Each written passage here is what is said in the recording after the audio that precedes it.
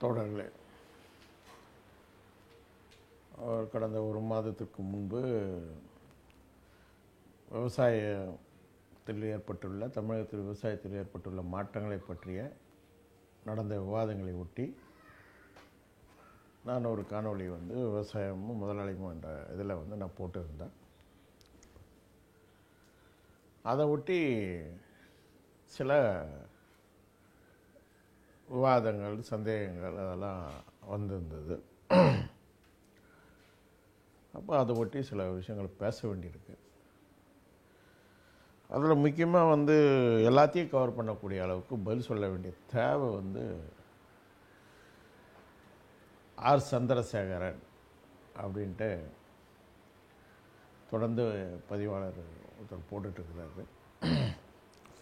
அவர் முன்னாள் ஏதோ அமைப்பில் இருந்திருக்கார், மாலை அமைப்பில்.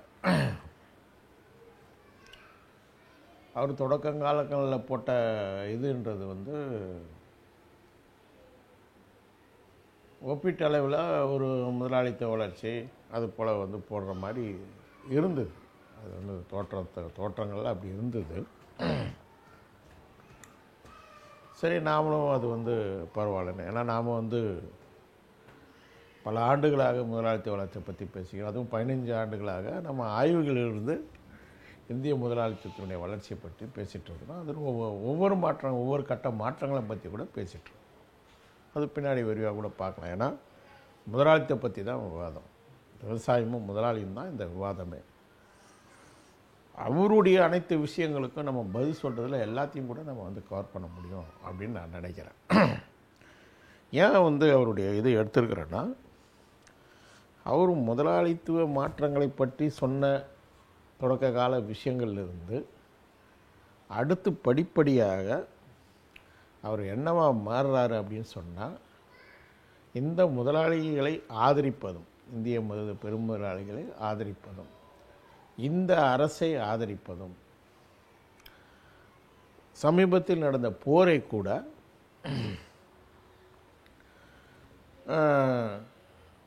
முழுமையாக ஆதரித்தோம். ஒரு சமூக ஜனநாயகவாதிகள், சமூக தேசிய வெறியர்கள், முன்பு சமூக ஜனநாயகவாதிகள் அப்படி கலந்துக்கிட்டாங்க. அப்படி நடந்துட்டவங்கள தான் லெனின் சமூக தேசிய வெறியர்கள் அப்படின்னு சொல்கிறாரு. அப்படி ஒரு சமூக தேசிய வெறியர்களாக தன்னை முழுமையாக வெளிப்படுத்திக்கிட்டார்.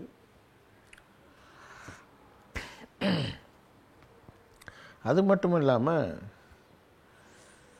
நக்சலைட்டுகளை பற்றிய ஒரு பதிவுக்கு அவர் என்ன பண்ணுறாரு அப்படின்னு சொன்னால், நக்சலைட்டுகள் அதிகாரத்துக்கு வந்தா அப்படின்னு சொல்லிட்டு ஒருத்தர் எழுதுகிறாரு. அதுக்கு இவர் நக்சலைட்டுகள் ஆட்சிக்கு வந்தால் நாசமாக போயிருக்கோம் நாடு அப்படின்னு இவர் எழுதுகிறார் தொடர்ந்து நக்சலைட்டுகளை பற்றி. அப்போது அதுக்கு முன்னாடி அவர் ஒரு பதிவு போடுறாரு. அதுக்கு நான் அவருடைய குறுகிய அனுபவத்திலேருந்து தான், அதாவது 2 விஷயமா இருக்குது. அவர் குறுகிய அனுபவத்திலேருந்து சொல்லும்போது நான் என்ன பண்ணுறேன்னா, ஒரு கிணற்று தவளை சிந்தனைன்ட்டு அவர் சிந்தனை தடத்தை நான் விமர்சிக்கிறேன். அவர் தனிநபர் விமர்சனமாக அதை எடுத்துக்கிட்டு, அதான் நில உடைமை முறையிலான விவாத முறை அப்படின்னு சொல்கிறேன் இல்லையா நான். அப்படி விவாத முறை தான் அவர் நடத்துகிறவர். இந்த முதலாளித்துவ வளர்ச்சியை பற்றி 1000 பேசினா கூட அவருடைய சிந்தனை தடம், விவாத முறைகள், அவர் கருத்துக்களை வெளிப்படுத்தக்கூடிய முறைகள் என்பது நில உடைமைத்தன்மையில் தான் இருக்குது. அவர் என்ன சொல்கிறாரு, கிணற்று தவளைத்தனம் நான் சொன்ன உடனே அவர் உடனே குளத்து தவளைத்தனம் அப்படின்னு சொல்கிறார்.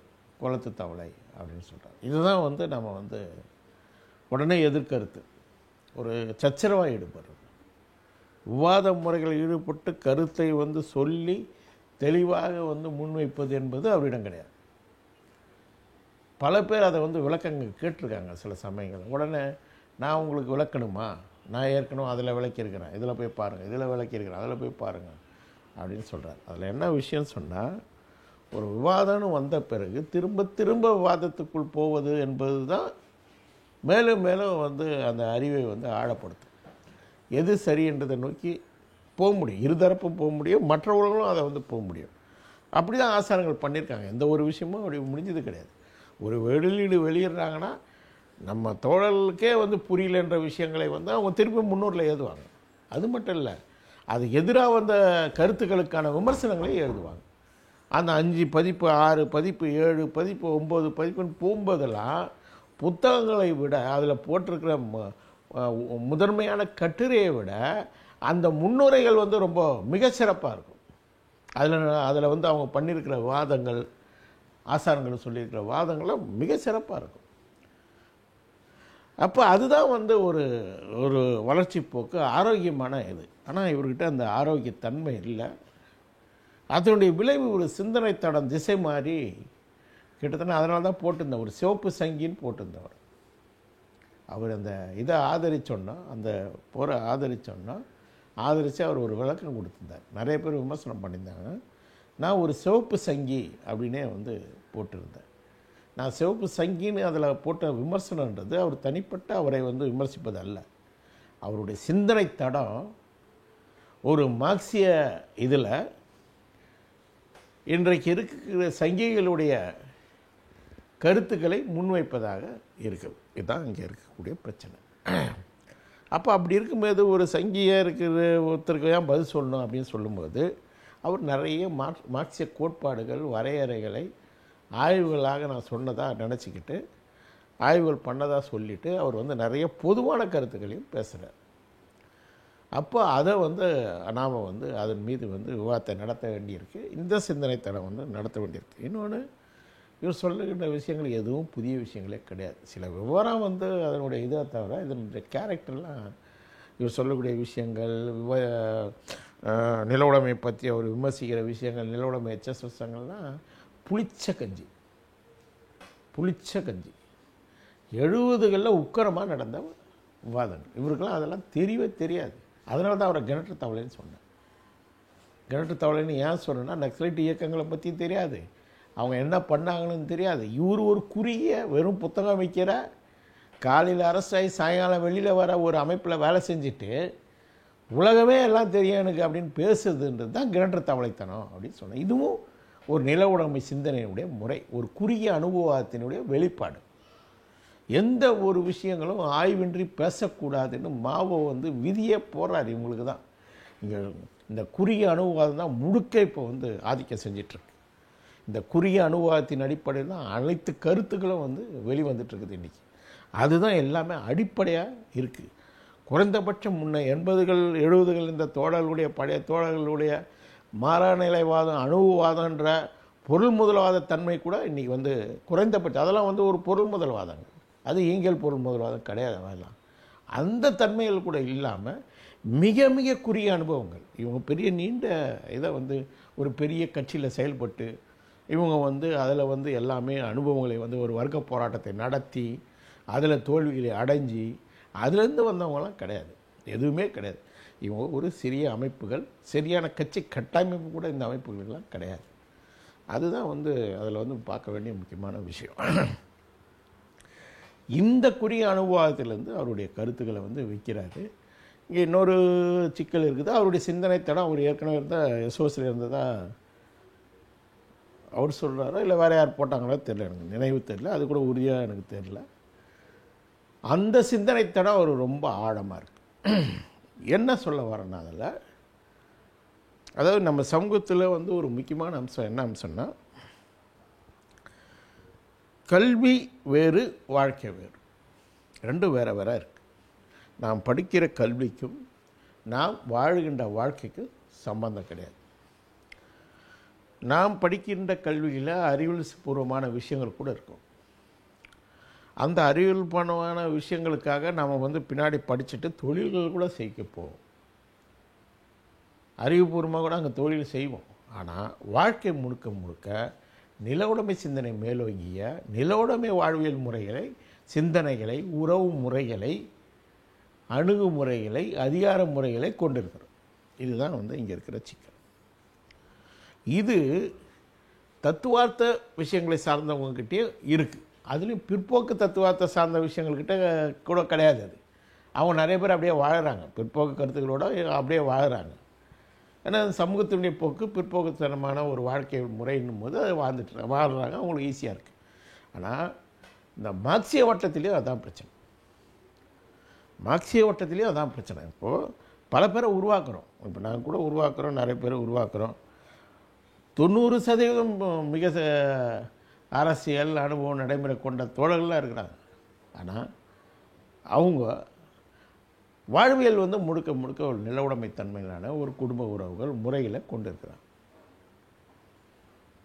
இது வந்து இதுதான் வந்து ரொம்ப சிக்கலான விஷயம். அப்படி தான் இவருடைய இது, அதுவும் எஸ்ஓசியினுடைய இது அது ரொம்ப முக்கியமாக இருக்கும். ஏன் எஸ்ஓசியினுடைய இது சொல்கிறேன்னு சொன்னால், எஸ்ஓசி 80களில் வந்து ஆய்வு செஞ்சு சமூக பொருளாதார படிவத்தை ஆய்வு செஞ்சு அவங்க முன்வைக்கும்போது 2 விஷயங்களை முன்வைக்கிறாங்க முக்கியமாக. ஒன்று என்னென்னா, முதலாளித்துவ நாடாளுமன்ற முறை இது கொண்டு இருக்கிறது அப்படின்னு சொல்கிறாங்க. அது மட்டும் இல்லாமல் ஜங்கர்பாணி முறையிலான பஞ்சாபு, மேற்கு உத்தரப்பிரதேசம் இங்கே வந்து ஜங்கர்பாணி முறையிலான முதலாளித்துவ விவசாயத்தை நோக்கி அங்கே நகர்ந்து கொண்டு இருக்கிறது அப்படின்னு ஆய்வு செய்கிறாங்க. ஆய்வு செஞ்சுட்டு இவங்க திட்டம் என்ன வைக்கிறாங்க அப்படின்னு சொன்னால், அரை நிலவுடைமை அரை காலனியை தரகு முதலாளித்துவம்னு சொல்லிட்டு முதன்மை முரண்பாடு நில உடைமை அப்படின்னு முடிவெடுக்கிறாங்க. இதுதான் சிக்கல். அப்போ நாங்கள் வந்து 92 விவாதத்திலே நாங்கள் என்ன சொல்கிறேன்னா, நான் டைரெக்டாகவே சொல்கிறேன், ஆப்ரேஷன் சக்ஸஸ் பேஷண்ட் டைடு அப்படின்னு சொல்கிறேன். இந்த வார்த்தையே சொல்லியிருக்கேன் நான். அப்போ ருக்மாகத கணேசன் தான் இந்த பேச்சுவார்த்தையில் இருந்தோம். தொடர்ந்து 62லேருந்து 92லேருந்து 96 வரைக்கும் நாங்கள் முழுக்க எல்லாமே வாதம் பண்ணோம். அப்போ இதுதான் வந்து அவங்களுடைய அந்த சிந்தனை முறை. என்ன பிரச்சனைன்னா, ஒன்று சரி இது இப்படி, அதுக்கப்புறம் இந்த நில உடைமை முதன்மை முரண்பாடுன்னு அவங்க வந்து வச்சுட்டாலும், இந்த நில உடைமை முதன்மை முரண்பாடுன்றதுக்கான வேலை திட்டம் அவங்களுக்கு கிடையாது. வேலை திட்டம் கிடையாது. ஒரு அகநிலை திட்டம் அப்படின்றது ஒன்று. அவங்க வேலை திட்டம் எதுவாக இருக்குது அப்படின்னு சொன்னால், புறநிலையில் பாசிச அபாயம், மறுகாலனியமாக்கல் என்ற விளைவுகள் வந்து அவங்கள பாதிக்குது இல்லையா, அவங்கள எதிர்க்குது இல்லையா, இதற்கான செயல் உத்தி செயல்முறைக்கணும் வந்து வைக்கிறாங்க. அப்போ இதை பொருத்த மாட்டுறாங்க. ஒன்று இது தவறுன்னு ஆய்வுக்கு வரணும், இல்லைன்னா இது வைக்கிறதுன்னு ஆய்வு. அது அப்படி இல்லை. அப்போ இரட்டைத்தன்மையில் இவங்களுடைய அறிவு சார்ந்து இவங்க ஆய்வுன்னு சொல்லி வைக்கிறது ஒன்றாகவும், நடைமுறை செயல் சார்ந்து வைக்கிறது ஒன்றாகவும் அவங்க வைக்கிறாங்க. அப்போ நான் வந்து முழுக்க நான் என்ன சொன்னேன்னா, இது வந்து தன்னெழுச்சி. அதாவது அன்னைக்கு வந்து புறநிலைவாதன்ற சொல்லை வந்து நான் கையாளலை. ஏன்னா புறநிலைவாதன்ற ஒரு சொல்லே வந்து நம்ம மார்க்சிய வட்டத்தில் கிடையாது. அகநிலைவாதம் தான்.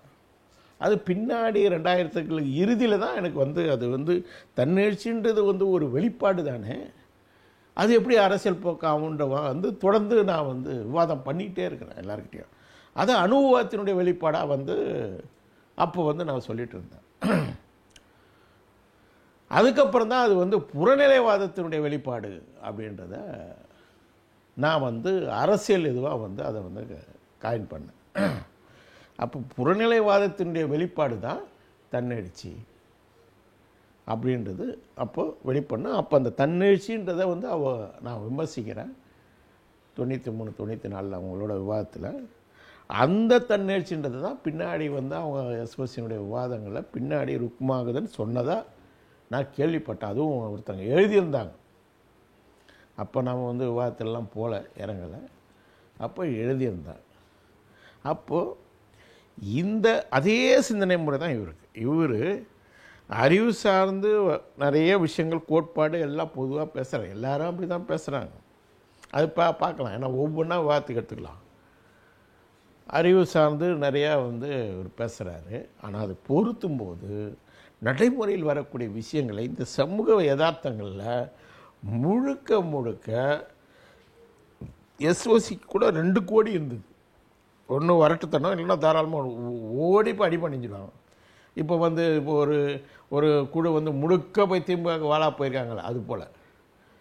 அப்போ எவர் எந்த கட்டத்துக்கு போகிறாருன்னா, அந்த சமூக தேசிய வெறியர் என்ற இது வரும்போது, அந்த சிந்தனை தளத்துக்கு வரும்போது கிட்டத்தட்ட இவர் வந்து பல்வேறு விஷயங்களில் சிபிஎம் சிபிஐ போன்ற உங்களுடைய கருத்துக்களை ஒட்டிய கருத்துக்களாக இவரது வந்து மாறுது. அதே சமயத்தில் அந்த உள்ளார்ந்த விஷயங்கள் எல்லாமே ஆளும் வர்க்கத்துக்கு ஆதரவாக இருக்குது. சரி, அவர் என்ன விஷயங்களை வைக்கிறாரு அப்படின்னு சொல்லும்போது ஒவ்வொன்றா பார்க்கலாம். கோட்பாட்டு ரீதியாக ஃபஸ்ட்டு எடுத்துக்கலாம். முதல்ல அடிக்கட்டுமானம் மேல் கட்டுமானத்தை பற்றி பேசுகிறேன். அடிக்கட்டுமானம் பொருளாதாரம். அப்போ எப்பவுமே பொருளாதாரம் தான் தீர்மானிக்கும். ஆனால் இது பேசும்போது, கோட்பாடாக பேசும்போது சில சமயங்களில் வந்து மேல் கட்டுமானம் தீர்மானிக்கின்றதை பேசுகிறார். ஆனால் இதில் நடைமுறையில் பேசும்போது எப்பவுமே பொருளாதார அடிக்கட்டுமானம் தான் தீர்மானிக்கும். இன்றைக்கி பொருளாதாரம் தான் தீர்மானிச்சிட்ருக்குது. அந்த பொருளாதாரம் முதலாளிகள் இங்கே கம்யூனிஸ்டுகள் செய்ய வேண்டிய வேலையை முதலாளிகள் மாற்றங்களோடு வந்து செஞ்சிட்டாங்க, நிறைய மாற்றங்களை பண்ணிட்டாங்க. இன்றைக்கி விவசாய எச்சங்கள் தான் இருக்குது அப்படின்னு இவர் சொல்கிறார். உண்மையிலே இது வந்து ஒரு புதிய விஷயமே கிடையாது. ஃபஸ்ட்டு 80களில் முன்னாடியே வந்து 47க்கு பிறகு சுசி இது முதலாளித்த வளர்ச்சி இந்தியா ஏகாதிபத்தியமாக வளர்ந்து இருக்குதுன்றது சிவ்தாஸ் கோப் முன்னாடியே சொல்கிறார்.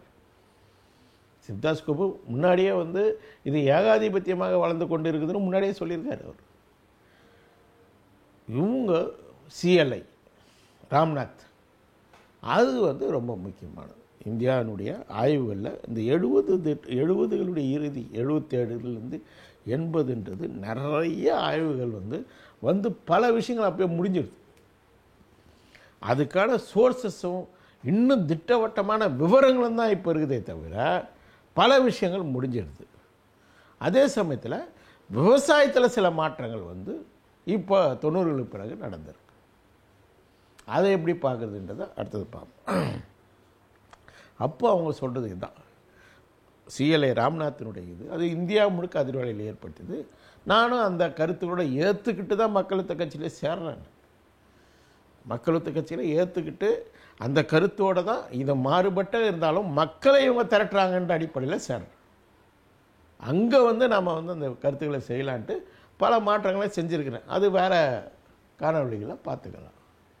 அங்கே நிறைய படிப்படியான மாற்றங்கள், அது ஒட்டிய மாற்றங்கள், விவாதங்கள், போராட்டங்கள், அதெல்லாம் வந்து அரசியல் போராட்டங்கள் அதில் நிறைய பண்ணியிருக்கிறோம். அப்போது அவர் அங்கே என்ன சொல்கிறாங்கன்னா, வளர்ச்சிக்குண்டிய முதலாளித்துவம் இது அவங்க முழுக்க ஆய்வு பண்ணுறாங்க. முதலாளித்துவ கட்டத்தை ஆய்வு பண்ணுறாங்க. வரலாற்று கட்டம் முதல்ல இருக்கிற பழைய கட்டங்களெல்லாம் ஆய்வு பண்ணுறது கிடையாது. என்ன பண்ணுறாங்கன்னா, வளர்ச்சிக்குண்டிய முதலாளித்துவம் நில உடைமை எச்ச சொச்சங்கள் அப்படின்னு சொல்கிறாங்க. அவங்க வந்து முக்கியமாக வந்து அவங்க எடுத்துக்கிட்ட களங்கள் என்னவாக இருந்ததுன்னா, பஞ்சாப்பு, மேற்கு உத்தரப்பிரதேசம், இந்த பகுதிகளை சார்ந்து அவங்க வந்து நிறைய விஷயங்களை எடுத்ததும் நகர்ப்புற சார்ந்த முதலாளிகளுடைய வளர்ச்சியும் ஏற்கனவே வரலாற்று ரீதியாக முதலாளிகள் எப்படி வளர்ந்து வந்தாங்க, ஒரு அவங்க என்ன சொல்கிறாங்க, தரகர்களாக இருந்து எப்படி இவங்க மாறி இவங்க முதலாளிகளாக மாறினாங்க அப்படின்றது தான் அவங்களுடைய இது. அப்போ இவங்க வந்து 80லே சொல்கிறாங்க. அப்போ அவங்க சொல்லக்கூடிய விஷயத்தில் அந்த முதலாளித்தத்தை பற்றி வளர்ச்சி பற்றி சொல்கிற விஷயம் எனக்கு உடன்பாடு. அப்பத்துலேருந்து அந்த கருத்தோடு தான் நான் எப்போவுமே பயணிச்சிட்ருக்கிறேன். ஆனால் அவங்க நில உடைமை பற்றி சொன்ன விஷயங்களில் எனக்கு உடன்பாடு கிடையாது. முதல்ல அதை பற்றி தெளிவு கிடையாது. தெளிவாக கிராமப்புறங்களில் போய் நான் வேலை செய்ய ஆரம்பித்த பிறகு 83லேருந்து கிட்டத்தட்ட கிராமங்களோட அறிமுகமாகிறேன், பரிச்சயமாகுது. அப்போ ஆழமாக இன்னும் சென்னையிலேருந்து போகும்போது எனக்கு வந்து ரொம்ப ஓப்பனாக எந்த ரிசர்வேஷனும் கிடையாது. ஏன்னா கிராமத்திலேருந்து வரவங்க எல்லாமே ரிசர்வேஷனாக தான் இருக்கிறாங்க. முழு தன்மையோடு அவங்க கிராமப்புறத்தையோ நில உடைமையோ ஆய்வு செய்யவோ விமர்சிக்கவோ ஒருத்தரை கூட நான் இன்னும் பார்க்கல. நேர்மையானவங்க ஒருத்தரை கூட நான் இன்னும் பார்க்கல. அந்த உறவுகள் அதை பற்றிலாம் நேர்மையாக சொல்லக்கூடிய ஒருத்தரை கூட நான் இன்னும் பார்க்கல. அப்போ கிளியராக ஃப்ரீயாக என்னால் வந்து பார்க்க முடியுது. அப்போ அது வந்து எனக்கு வந்து அதை ஏற்றுக்க முடியல. ஆனால் அதே இவங்களோட இப்போ நான் வந்து புடாலேருந்து வெளியில் வந்த பிறகு அவங்களோட இருதரப்பு உறவுகள் விவாதங்களுக்கான வாய்ப்புகள் கிடைக்கிது. அப்போ பேசுகிறோம். ராம்நாத் உடல்நலம் சரி நல்லா வர முடியல. அவரோட இருக்கக்கூடிய கமிட்டி தோழர்கள் வராங்க. அவங்களோட பேசும்போது 10 ஆண்டுகளுக்கு முன்னாடி, அதாவது 80களில் முடிவு எடுத்துட்டு அவங்க இப்போ 2010 வராங்க. 2010 11 பேச்சுவார்த்தை, அந்த 11-12 நினைக்கிறேன். அப்போ நடக்கும்போது அவங்க அப்போ சொல்கிறாங்க, நான் வந்து அந்த விஷயங்களை பேசும்போது தான் அவங்க கருத்துக்களை சொல்லும்போது அவங்க ஒரு விஷயத்தை ஒத்துக்கிறாங்க. நாங்கள் நில உடைமை எச்ச சொச்சங்கள் எடுத்த முடிவு தப்பு. சாதிய கட்டமைப்பும் இன்னும் சில மாநிலங்களில் விவசாயத்தில் முதலாளித்துவத்துடைய தன்மையும் இன்னும் வந்து ஒரு அரைத்தன்மையில் தான் இருக்குது. நாங்கள் வந்து நில உடைமை எச்ச சொச்சங்கள் எடுத்த முடிவு தப்பு, அரை நில உடைமைன்னு இப்போ முடிவு எடுத்துருக்குறோன்றது அவங்க கருத்தை சொல்கிறாங்க. அப்போ கிட்டத்தட்ட 30 வருஷம் கழித்து அவங்க அந்த முடிவு வராங்க. அதாவது இன்றைக்கி 10 வருஷத்துக்கு முன்னாடி வந்து அவங்க வந்து அந்த முடிவு, அதாவது அவங்க தான் முதல் நில உடைமை எச்ச சொச்சங்கள் என்ற சொல்லாடலே இந்தியாவில் கையாண்டவங்க அவங்க தான். ஃபஸ்ட் ராம்நாத் தான். ராம்நாத்தினுடைய ஆய்வில் தான் ராம்நாத், சுனித்குமார் கோஷ், கொண்டப்பள்ளி, இவங்க அப்பளசூரா, இவங்கெல்லாம் வந்து ஒன்றாக தலைமை கமிட்டியில் இருந்தவங்க 77 சிஓசியில் இருந்தவங்க அவங்கெல்லாம். அதுக்கப்புறம் பிரிஞ்சு தனித்தனி ஆய்வுகளை நோக்கி போகிறாங்க, வேறு வேறு இவங்கள பண்ணுறாங்க. சுனித்குமார் கோஷ் வேறு ஆய்வு, தரகு முதலாளித்துவ பெருமுதலாளித்தை பற்றி ஆய்வு பண்ணி தரகு முதலாளித்துவம்னு அவர் விவரங்கள் ஒன்றா இருக்கும், அவர் முடிவு வேறையாக இருந்தது, வெட்டிக்கிட்டார். ராம்நாத் வந்து வேறு ஆய்வு பண்ணி அவர் தெளிவாக வந்து வளர்ச்சி கொண்ட முதலாளித்துவம்னு 80களில் இந்த ஆய்வுகள்லாம் வந்துடுது. இந்த விஷயங்கள் அறத விஷயங்களை இன்னும் கூட ஆழமாக வைக்காமல் அறகுறையாக வைக்கிறது தான் விஷயம். இன்னொரு முக்கியமான விஷயம் என்னென்னா, அன்னைக்கு அரணினுடைமை சொன்னவங்க இருக்காங்கல்ல இன்றைக்கி வரைக்கும், அவங்களுக்கு அரணினுடைமைனா எதுக்கு அரணினுடைமை சொல்கிறோம் அப்படின்னு 70களிலேருந்து இன்றைக்கி வரைக்கும் அவங்களுக்கு எந்த வித அடிப்படை அதுக்கான ஆய்வுகள் இல்லை வந்து இந்த காரணங்களால் நாங்கள் அரணினுடைமை சொல்கிறோம்லாம் எதுவும் கிடையாது.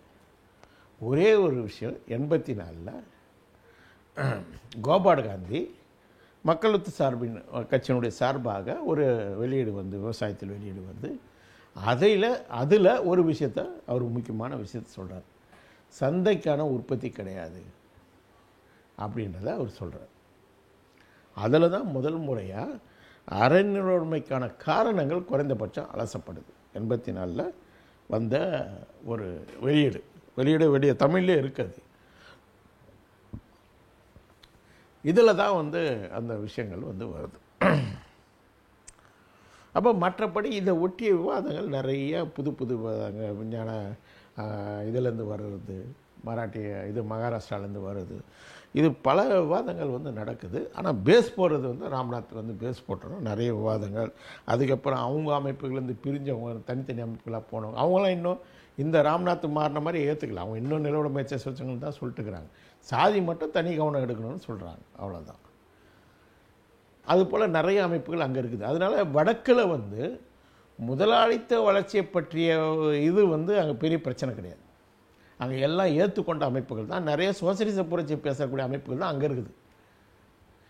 தெற்கில் இருக்கக்கூடிய அமைப்புகள் அங்கேயும் அனைத்து இந்திய அளவில் இருக்கக்கூடிய அமைப்புகளாக இருக்கக்கூடிய லிபரேஷன், மக்கள் விருத்த கட்சி, அதாவது பழைய எம்சிசி, அந்த இந்த அமைப்புகள் தான், அதிலிருந்து பிரிஞ்ச அமைப்புகள், பஞ்சாபில் இருக்கிற அமைப்புகள், இப்போ இந்த அமைப்புகள் தான் பழையபடி இன்னும் அரணினுடைமை பேசிக்கிற அமைப்புகள். ஆனால் பெரும்பான்மையான அமைப்புகள் அங்கே வந்து ஏன்னா ராம்நாத்தினுடைய ஆய்வு மிகப்பெரிய தாக்கத்தை ஏற்படுத்தி அதை ஒட்டி நிறைய அமைப்புகள் வந்து உருவான அமைப்புகள்லாம் கூட அந்த நிலைப்பாடுகளை ஏற்றுக்கிறாங்க. இதுதான் வந்து விஷயம். இதை முதல்ல புரிஞ்சுக்கணும். முதல்ல வந்து முதலாளித்தத்தை பற்றி இப்போ தான் வந்து சொல்கிறதும் இப்போ தான் பேசுதுன்றது கிடையாது. இப்போ நாங்கள் 15 வருஷத்துக்கு முன்னாடி சொன்னோம், நாங்கள் தான் ஃபஸ்ட்டுலாம் கிடையாது, நாங்கள் தெளிவாக அதில் சொல்லியிருக்கோம். ராம்நாத் இதுக்கு முன்னாடி பேசியிருக்காரு, சிவ்தாஸ் கோஷ் முன்னாடியே பேசியிருக்கார். ஆனால் அவருடைய அது ஒரு இதுவாக இருக்கக்கூடிய அதாவது தட்டையாக இருக்கக்கூடியதுக்கும் ராம்நாத் சொல்கிறதுக்கும் நிறைய வித்தியாசம் இருக்குது. ராம்நாத் விஷயம் சில யதார்த்தங்களோட இதனுடைய நிறை குறைகளோட அந்த முதலாளித்தத்தை அலசக்கூடிய தன்மை வந்து அதில் இருந்தது. அதுக்கப்புறம் தான் நாங்கள் சில வேறு விஷயங்களை வந்து அதை அலசி நாங்கள் வந்து தெளிவாக நாங்கள் என்ன சொல்கிறோம்னு சொன்னால், ஒவ்வொரு கட்டத்திலையும் சொல்கிறோம். நாங்கள் வந்து 10ல் வைக்கும்போது இது வந்து தெற்காசியாவில் வந்து முழுக்க வந்து ஒரு ஆதிக்க சக்தியாக, பொருளாதார இராணுவ ஆதிக்க சக்தியாக நாங்கள் வந்து வரையறுத்துட்டு அதே சமயத்தில் மூலதனங்கள் வந்து வெளியில் வந்து போயிருக்கு, நிதி மூலதனங்கள் நாங்கள் தெளிவாக நிதி மூலதனத்தை பற்றி மட்டும் தான் பேசுகிறோம். நிதி மூலதனம் ஏற்றுமதி இறக்குமதி, நிதி மூலதனம்னா வங்கி மூலதனம் ப்ளஸ் தொழில் மூலதனம். லெனின் எதை வரையறுத்தாரோ அதான் தீர்மானகரமான அம்சம். சிலர் வந்து பேசுகிறாங்க அது மட்டுமே கிடையாது, அது வந்து நிறைய அது இராணுவ தளங்களை ஏற்பாடு பண்ணணும், அரசியல் அதிகாரத்தை பண்ணணும், அதெல்லாம் வந்து முட்டாள்தனம். எல்லாத்தையும் வந்து பிடிச்சிட்டு காப்பி அடிச்சுட்டு 1லேருந்து 10 வரைக்கும் இருந்தால் தான் இது 10 பொருத்தம் இருந்தால் தான் திருமணன்ற மாதிரி பேசுறது வந்து முட்டாள்தனமானது. எல்லாத்திலும் சாராம்சமான விஷயம். இதை இவர் நமக்கு சொல்கிறார். நாம் சாராம்சமாக பேசலைன்னு ஒரு காணொளி போடுறோம். இவர் என்ன சொல்கிறாரு, சாராம்சமாக பேசாமல் வடிவங்களை பிடிச்சி தூங்குறாங்க அப்படின்னு பேசுகிறாரு. அப்போ உண்மையில் என்ன, எது சாராம்சம் எது வடிவன்றதை இன்னும் கூட காங்கிரீட்டாக அவர் என்ன சொல்கிறாருன்றதை பார்ப்போம். ஃபஸ்ட்டு இது வேறு சிலர் சொல்கிறாங்க. அப்போ இங்கே நிதி மூலதனம் என்பது தான் ஏகாதிபத்தியத்தினுடைய சாராம்சம். மற்றதெல்லாம் துணை வம்சங்கள், துணை வடிவங்கள். அது மாறும், இருக்கும், போகும், இல்லாமல் போகும். இராணுவ தளம் இருக்கணும் இல்லைன்றதெல்லாம் அவசியம் கிடையாது. நிதி மூலதன ஏற்றுமதியின் மூலமாக அது எல்லாவற்றையும் ஆதிக்கம் மேலோங்கும் போது எல்லாவற்றையும் உருவாக்கி கொள்ள முடியும். அதுதான் இங்கே முக்கியமான விஷயம். அப்போ நாங்கள் அப்போவே சொல்கிறோம், 15 வளரும் ஏகாதிபத்தியம் நாங்கள் முடிவெடுப்போம். அப்போ நாங்கள் வெளியிட்டது 15 இந்தியாவுடைய பெரும் நிறுவனங்கள் 50% மேலே தங்களுடைய வருவாயை வெளிநாடுகளில் போட்டு இருக்கக்கூடிய மூலதனத்திலிருந்து அடைகிறாங்க அப்படின்றத வெளியிடுறோம். இந்த அடிப்படையில் வளரும் ஏகாதிபத்தியம்னு நாங்கள் வந்து அறிவிக்கிறோம். அப்போ எங்களுடைய சாராம்சமான விஷயம் என்னன்னு சொன்னால், ஏன் வளரும் ஏகாதிபத்தியம் இல்லை ஏன் சொல்கிறோன்னா, இன்னும் கூட சில விஷயங்களை வந்து சொல்கிறோம். அது பேஸ் சில விஷயம். அந்த ஒரு விஷயத்தில் சிஎல்ஐயோடு நாங்கள் வந்து உடன்படுறோம். அதாவது இந்தியாவுக்குள் மேஜர் பார்ட்னர், அதாவது இவன் தான் முதன்மை பங்குதாரர். இங்கே சுரண்டுவதில் முதன்மை பங்குதாரர்களாக இருக்கக்கூடியவங்க இந்திய பெருமுதலாளிகள். இவர்களுக்கு ஜூனியர் பார்ட்னர், இளைய பங்காளிகளாக இருக்கிறவங்க தான் ஏகாதிபத்தியங்கள். இதுதான் வந்து எங்களோட நிலைப்பாடு.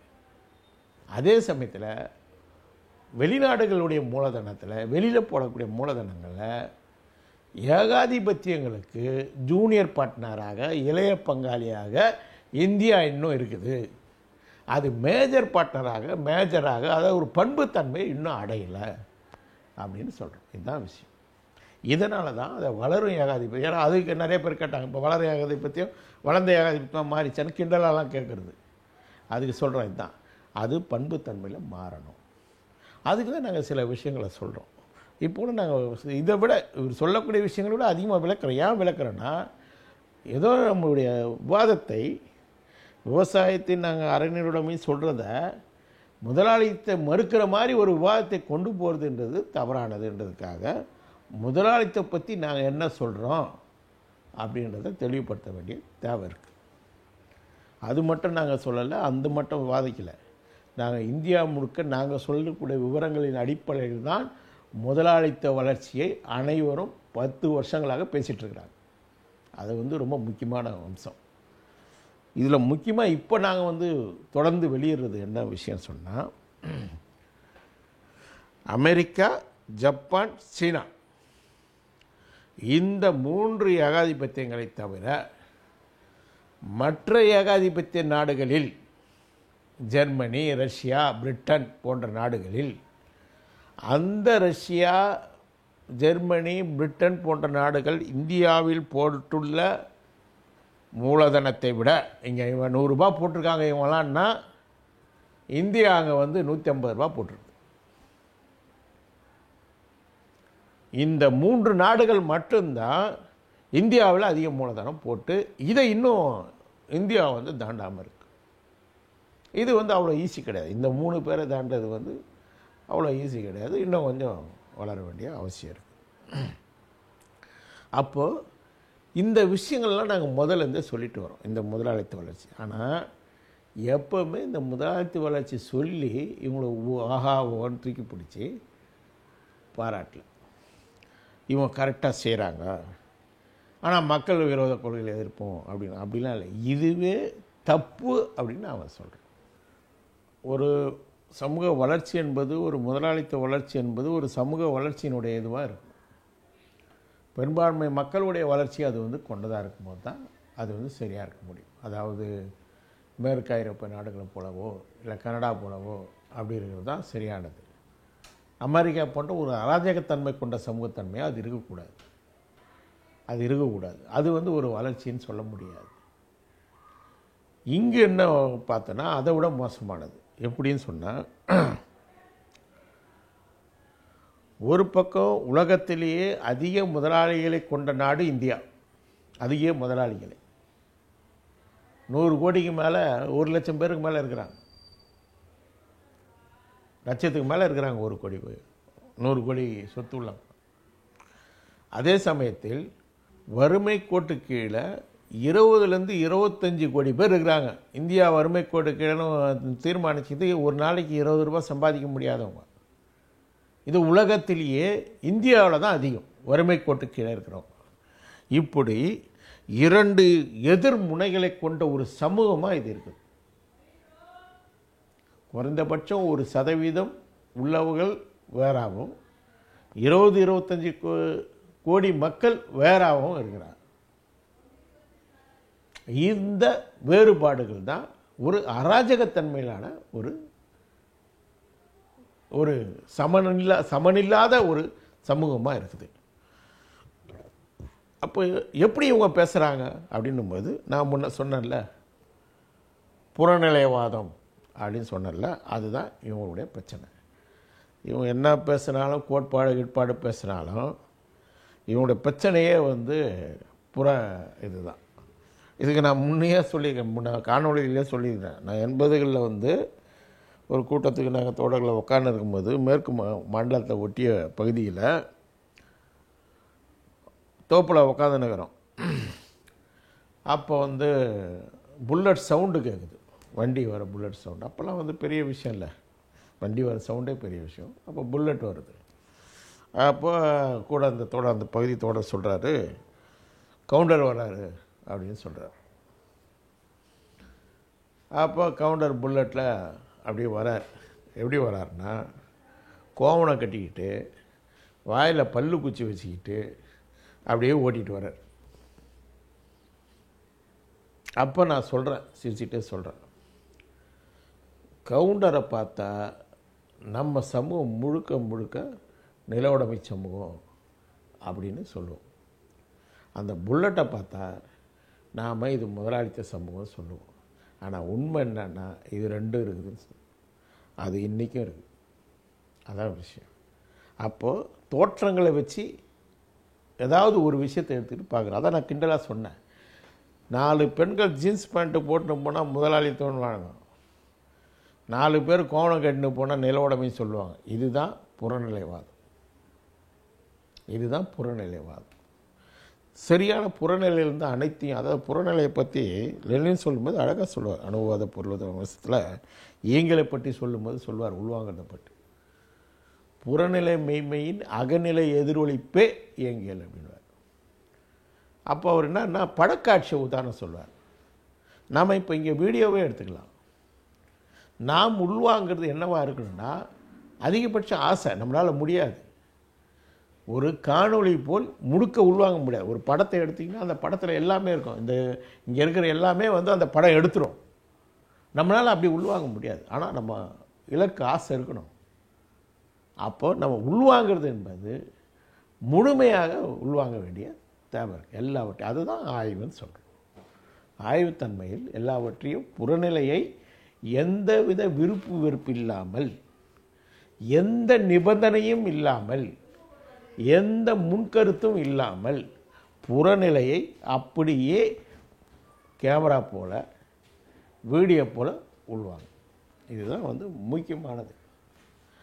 வாங்கி அதன் மீது மார்க்சியத்தை பொருத்தி நீ அலசுவது தான் ஆய்வு. மார்க்சியத்திலையும் பல 3 முக்கியமான அம்சங்கள் இருக்குது. ஒன்று தத்துவம், அதாவது வரலாற்று பொருள்வாதம், இயங்கியல் பொருள்வாதம். அந்த பொருளினுடைய வரலாறு என்ன, இல்லை சிக்கலுடைய அந்த காட்சியுடைய வரலாறு என்ன, அதில் நிலவும் முரண்பாட்டுகள் என்ன, அதுக்கான அரசியல் பொருளாதார அடிப்படை என்ன, அடுத்த 2வது பாயிண்ட்டு.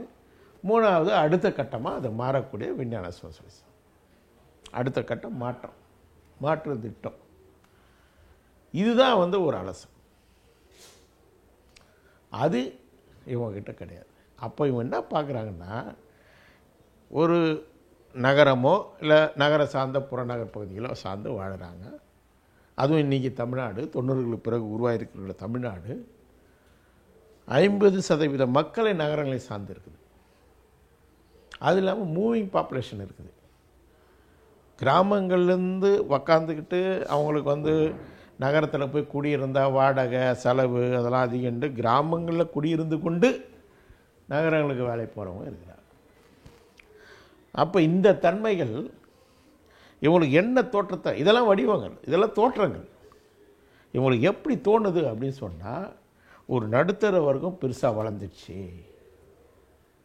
அப்போ நடுத்தர வர்க்கம் வளர்ந்துச்சுனாலே முதலாளித்துவம்னு இவங்க நினைக்கிறாங்க. ரெண்டாக இருக்கிறாங்க. ஒன்றும் முதலாளிகளுடைய வளர்ச்சி பேசுகிறாங்க. முதலாளிகளுடைய ஒரு லட்சம் முதலாளிகள் வளர்ந்ததை வச்சு இங்கே வந்து விவசாயம் மாறிச்சுன்றாங்க. இல்லைன்னு சொன்னால் இங்கே நடுத்தர வர்க்கம் வளர்ந்துச்சு அதனால் விவசாயம் மாறிச்சு அப்படின்னு சொல்கிறாங்க.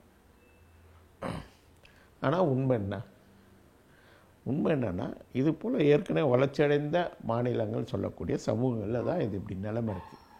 மற்ற பகுதிகளெலாம் அந்த அளவுக்கு நிலைமைகள் இல்லை நாளைக்கு மாறலாம் கூட.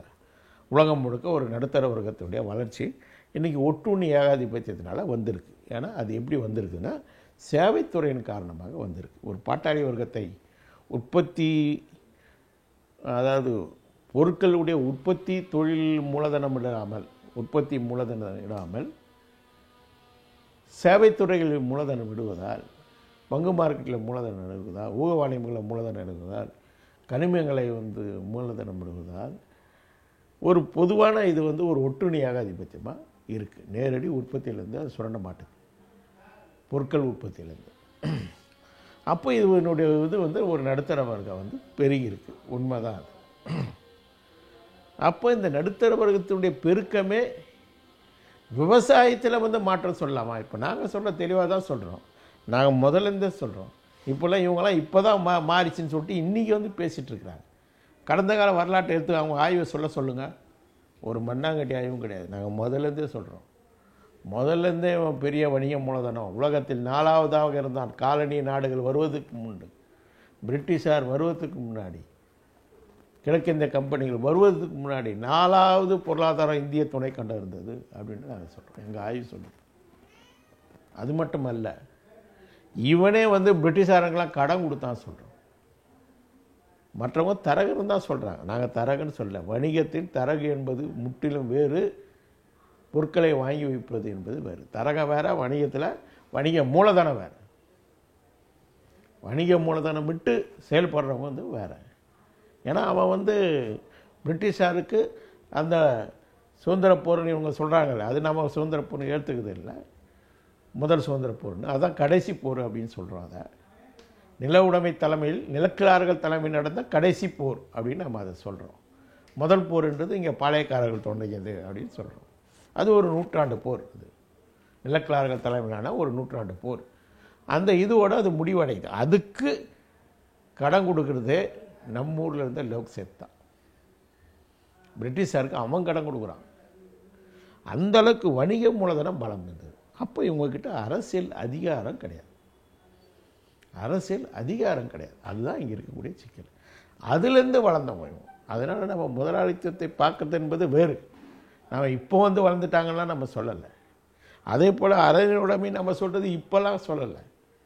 அரைநிலைமை சொல்கிறது பிரிட்டிஷ் எண்ணிக்கை கிராமப்புறத்தில் எதிர்க்கக்கூடிய நிலக்கிழார்களெலாம் அடித்து, அரசர்கள் நிலக்கிழார்களெலாம் அடித்து தனக்கான நிலக்கிழார்கள் ஜமீன்தார்களை உருவாக்கி அங்கே ஒரு உற்பத்தியை வந்து கட்டமைச்சானோ, அதாவது நகரங்களில் உள்ள வளர்ந்து கொண்டு இருந்த முதலாளித்த தொழில்களை, பட்டறை தொழில்துறை, பட்டறை மூலதனத்தை, பட்டறை முதலாளித்தத்தை அழித்தானோ, அடிச்சுட்டு கிராமத்தில் இவனுக்கு தேவையான கச்சா பொருட்களை விளைவிக்கிறான்.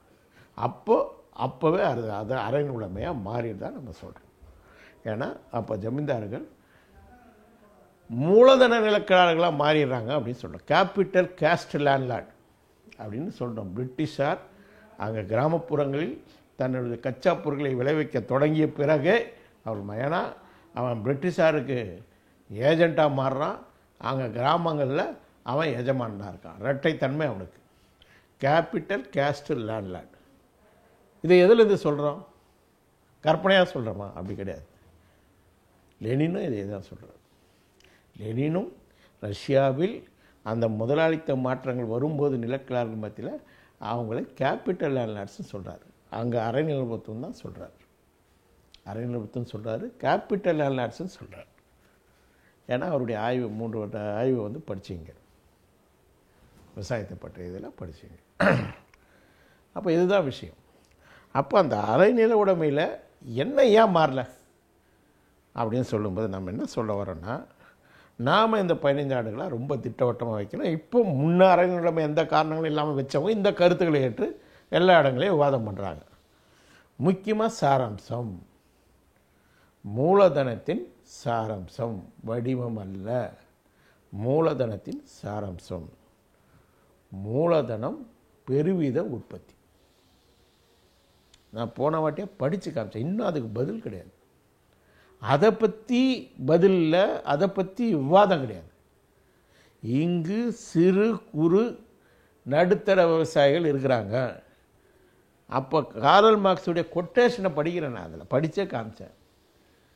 பெருவித உற்பத்தி என்பதே மூலதனத்தினுடைய அடிப்படை. இதுதான் சாராம்சம். அப்போ விவசாயத்தில் பெருவித உற்பத்தி இன்னும் தொடங்கலை தமிழ்நாட்டில் அப்படின்றது நம்முடைய கருத்து. பஞ்சாபில் வேறு, மேற்கு யூபியில் வேறு. இங்கு பெருவித உற்பத்தி தொடங்கலை. ஏற்கனவே இந்த நிலக்கிழார்கள் சில பகுதியில் இருந்தவங்க மாறி இருக்கிறாங்க, சில இடங்களில் இது பண்ணியிருக்கிறாங்க. ஆனாலும் உடைமைகள், இன்னும் உடைமைகள் இந்தியாவிலே 80% அரசனுடைய.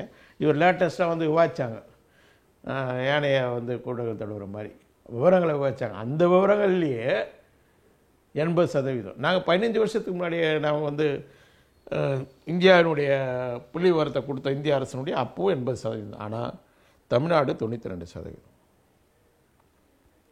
மீதி 8% தான் நிலக்கிழார்கள் மடத்துக்கிட்ட இருக்குது. 92, 90, 92, 90லேருந்து 94க்குள்ளே மாறி மாறி வந்துட்டுங்குது. இது இன்னும் வந்து லேட்டஸ்ட் விஷயம். தமிழ்நாடு மட்டும் தனியாக எடுத்து பார்த்தா குறைஞ்ச கூட இருக்கலாம், அதில் பிரச்சனை இல்லை. ஆனால் பெரும்பான்மையாக இதான். அப்போது துண்டு நிலங்கள், அப்போ இங்கே நில துண்டாக இருக்குதுன்றது தான் விவசாயத்தினுடைய மையமான பிரச்சனை. இதை பற்றி பதில் கிடையாது. அப்போ இங்கே பெறுவது உற்பத்தி என்பது சாராம்சமான விஷயம்.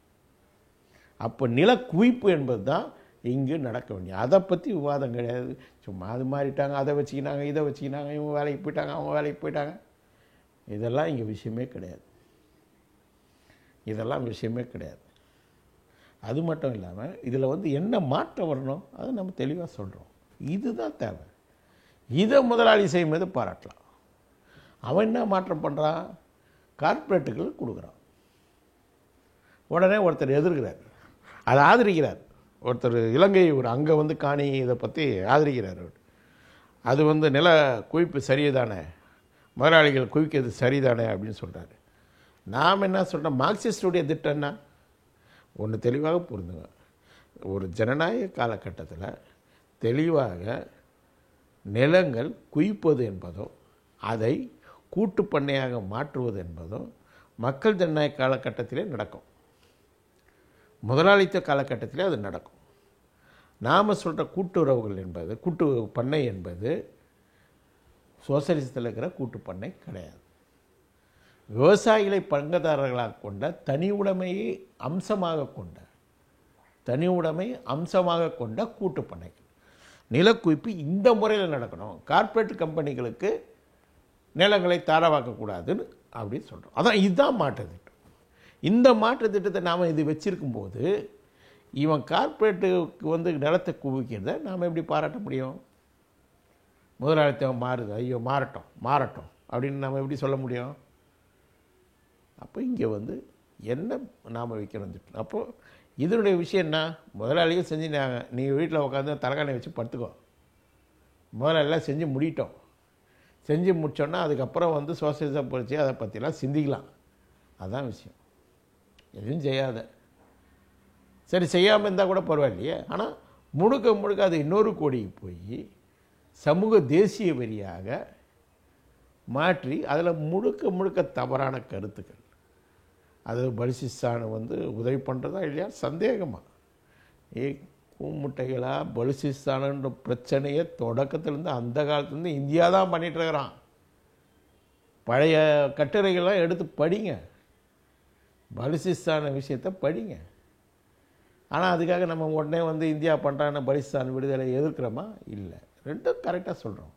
அவன் தூண்டி விடுறான், அவங்களுடைய உதவியை அவங்க பெறுவது சரியா தவறானோ சரின்னு சொல்கிறோம். நாங்கள் பலுசிஸ்தான் இந்தியா உதவியை பெறுவதும் காஷ்மீரிகள் பாகிஸ்தான் உதவி பெறுவதும் சரியானது. எந்த தேசிய விடுதலையும் பிரதான எதிரி எவன் ஒடுக்கிறானோ அவனுக்கு எதிரான நண்பர்களுடன் எதிரிகளுடன் நாம் சேர்ந்து தேசிய விடுதலை சாதிக்கலாம். அப்படி தான் 30 வருஷமாக நடந்துனுக்குது. 2ஆம் உலகப் போருக்கு பிறகு நடப்பதெல்லாம் யாரோ ஒருவருடைய ஆதரவில் மட்டுமே விடுதலை, அது இல்லாமல் விடுதலை கிடையாது. இது தெளிவாக புரிஞ்சுங்க. ஆளுவர்களுடைய முரண்பாட்டை எப்படி, அதுக்கு தான் வந்து முதலாளிகளுடைய வளர்ச்சி, முதலாளிகளுடைய முரண்பாடு, அதெல்லாம் தெரிஞ்சுக்கணும்.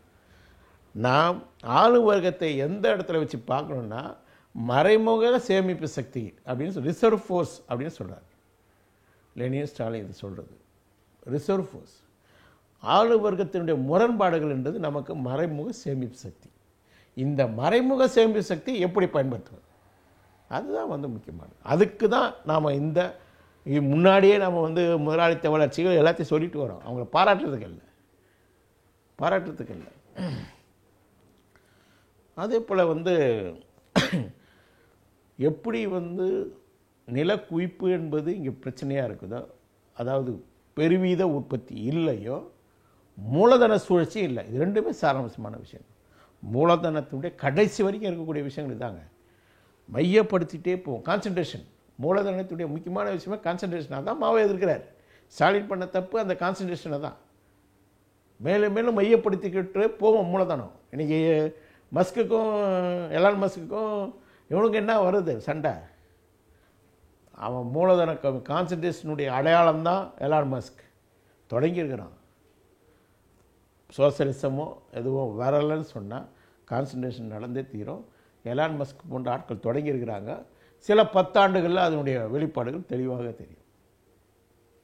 சில முதலாளிகளாக மாறுவாங்க, பல முதலாளிகள் இருக்க மாட்டாங்க. மூலதன குவிப்பினுடைய விளைவு அதுக்கு போகும். அப்போது அந்த மூலதன குவிப்புன்ற சொல்லக்கூடிய பெருவீத உற்பத்தியும் மூலதன சுழற்சியும் முக்கியம். மூலதன சுழற்சி அது போட்டால் அடுத்தது வந்து வரக்கூடிய அந்த லாபத்தோடு அடுத்த மூலதனம், வரக்கூடிய லாபத்தோடு அடுத்த மூலதனம். அதாவது லாபம்னு சொல்லக்கூடியது தொழிலாளிகளுக்கு கொடுக்கப்படாத கூலி, அதுதான் லாபமாக மாறுது, அதுதான் சர்ப்ளஸ். அது அடுத்து மூலதனம் பெருகிக்கிட்டே போகணும். இதுதான் விஷயம். அப்போ சொல்லணும். ஏன்னா இங்கே என்ன நடக்குது அப்படின்னு சொல்லும்போது, இந்த சிறு குறு நடுத்தர விவசாயிகள் கடனை வாங்கி பயிரை போட்டு அதை விளைவிச்சு சந்தையில் எடுத்துன்னு, சந்தை கரெக்டு தான், சந்தையில் எடுத்துகிட்டு போய் கொடுக்குறாங்க. கொடுத்துட்டு வாங்கின்னு வந்து கடனை கொடுத்துட்டு தனக்கு தேவையான பொருட்கள் வாங்கிக்கிறது, ஒரு கல்யாணத்தை நடத்துறது, இல்லை வீட்டுக்கு தேவையான பொருட்களை வாங்கி போடுறது, இதை தான் செய்கிறாங்க. மூலதனம் இங்கே சுழல்ல. அடுத்த வாட்டி என்ன பண்ணுறாங்கன்னு சொன்னால் மீண்டும் கடனை வாங்கி உற்பத்தியில் ஈடுபடுறாங்க. இல்லைன்னா ரிவர்ஸ் குத்தகைக்கு விடுறாங்க. ரிவர்ஸ் குத்தகைன்னா தெரியுமானே தெரியல உங்களுக்கு. ஏன் அது ரிவர்ஸ் குத்தகைன்னு பேர் வந்ததுன்னு கூட தெரியுமான்னு தெரியல. ரிவர்ஸ் குத்தகை அப்படின்னு சொன்னால் நில உடைமையில் பண்ணையார் விவசாயிகளுக்கு குத்தகை விடுவார். அது நில உடைமையுடைய முக்கியமான அம்சம். வாரம் அப்படின்னு சொல்லுவாங்க, அது ரொம்ப முக்கியமான அம்சம். அந்த குத்தகை விட்டு அவர் வந்து அதுக்கான இதை வந்து அவர் கொடுப்பார். பின்னாடி வந்து அது கான்ட்ராக்டு அந்த முறைகளில் அதே குத்தகை சாராம்சங்களும் மாறி வந்தது. குத்தகைதார சட்டம் வந்தது, அதனால் வந்து நிறையா மாறிச்சு. இங்கே என்ன ஆகுதுன்னு சொன்னால், பண்ணையாரோ பெரிய நிலங்களை வச்சுட்டு இருக்கிறவங்களோ குத்தகை விடலை. இந்த சின்ன சின்ன சிறு நடு குடுத்தர விவசாயிகள் தங்களால் விவசாயம் பண்ண முடியலன்னு பக்கத்தில் இருக்கிற பணக்கார விவசாயிகளுக்கு என்ன பண்ணுறாங்க, நிலத்தை குத்தகை கொடுத்துட்றாங்க. இதுக்கு பேர் தான் ரிவர்ஸ் குத்தகை. இதுவும் நடக்குது. முன்ன அதிகமாக இருந்தது, இப்போ கொஞ்சம் குறைஞ்சிருக்கு. இப்போ விளைவிக்கிறதே கூட நிறைய. அதனால் நீங்கள் பார்த்தீங்கன்னு சொன்னால் நிலங்கள் பயிர் விளைவிக்கிறதுனால குறைஞ்சிட்டே வருது. இது எப்படி முதலாளித்த வளர்ச்சியாக இருக்க முடியும்? ஏன்னா இவங்களால் பயிர் வைக்க முடியல, கட்டுப்படி ஆகல. அப்போ அதனால தான் நம்ம சொல்கிறோம், இங்கு நில குவிச்சு பெருவித உற்பத்தி வரணும். நாம் சொல்கிறது மிகப்பெரிய அளவில் இருக்கக்கூடாது. மாவை சொல்லக்கூடிய இடைரகமாக இருக்கும். அதுதான் நாம் என்ன சொல்கிறோம், ஒரு 500,000 ஏக்கர்கள் விவசாயிகளை சேர்த்து அவர்களுக்கான கூட்டுப்பண்ணைகளை அமைத்து அந்த கூட்டுப்பண்ணையில் அவங்களை பங்குதாரர்கள் ஆக்கி ஷேர் ஹோல்டர்ஸ் ஆக்கி இந்த கூட்டுப்பண்ணைக்கு சொந்தமான தொழிற்சாலைகளை அங்கே உருவாக்கணும் அப்படின்னு சொல்கிறோம். இதுதான் மாற்று பொருளாதாரம். நாம் சொல்கிறது மக்கள் ஜனநாயக பொருளாதாரம் தான், சோசலிசம் அல்ல. சோசலிசம் அல்ல, மக்கள் ஜனநாயக பொருளாதாரம் தான், முதலாளித்துவ பொருளாதாரம் தான் நம்ம சொல்கிறோம். ஆனால் முதலாளித்துவ பொருளாதாரத்திலே நாம் அதனுடைய முற்போக்குத்தன்மை கொண்ட தேசிய பொருளாதாரத்தை சொல்கிறோம். அதுதான் வித்தியாசம். தேசிய பொருளாதாரத்தை சொல்கிறோம். மாவோவே மக்கள் ஜனநாயகத்தை அப்படி தான் கட்டமைச்சார். முதல்ல அவர்களை பங்குதாரர்களாக்குறாரு படிப்படியாக. அதில் முதல்ல கம்யூனிஸ்ட் கட்சி சேர்ந்தவங்க முதல்ல சேர்றாங்க. அதை பார்த்துட்டு மற்ற விவசாயிகள் பாடுறாங்க. அதை 2 ஆண்டுகளுக்கு ஒரு திட்டத்தை அமைக்கிறார். 10 ஆண்டுகள் அந்த கூட்டுப்பண்ணை சமூக இதுவாக சோசலிச பண்ணைகளாக மாறுது. இதுதான் அதனுடைய வளர்ச்சி 10 ஆண்டுகளுக்கு பிறகு. அப்போ இந்த மாற்றங்கள் தேவை. இது செய்ய முடியுமா? கட்டாயம் முடியும்.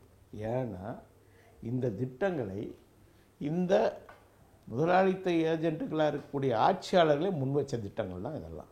ஏன்னா அவனுக்கு நிலத்துண்டாக இருக்குது, இங்கே போராட்ட பிரச்சனையாக இருக்குது, கார்ப்பரேட்டுகளுக்கு நிலம் கொடுக்குறது பிரச்சனையாக இருக்குது. மன்மோகன் சிங் வாபஸ் வாங்கினான், நரேந்திர மோடி 3 விவசாயிகள் சட்டத்தை வாபஸ் வாங்கினான். அப்போ கருணாநிதி என்ன சொல்கிறாரு, அவர் கூட்டுறவுகளை நான் நிலம் கொடுக்குறோம், 100 ஏக்கர் கூட்டு பண்ணைகள் பண்ணுங்கப்பா அப்படின்னு சொல்கிறாரு. ஆனால் அதிகாரிகள் கவனத்தில் எடுத்துக்க மாட்டுறாங்க. அது அவங்க அறிவிக்கிற மாதிரி ஜெயலலிதாவும் அதை அறிவிக்கிறாங்க. ஆனால் நடைமுறைக்கு வரல.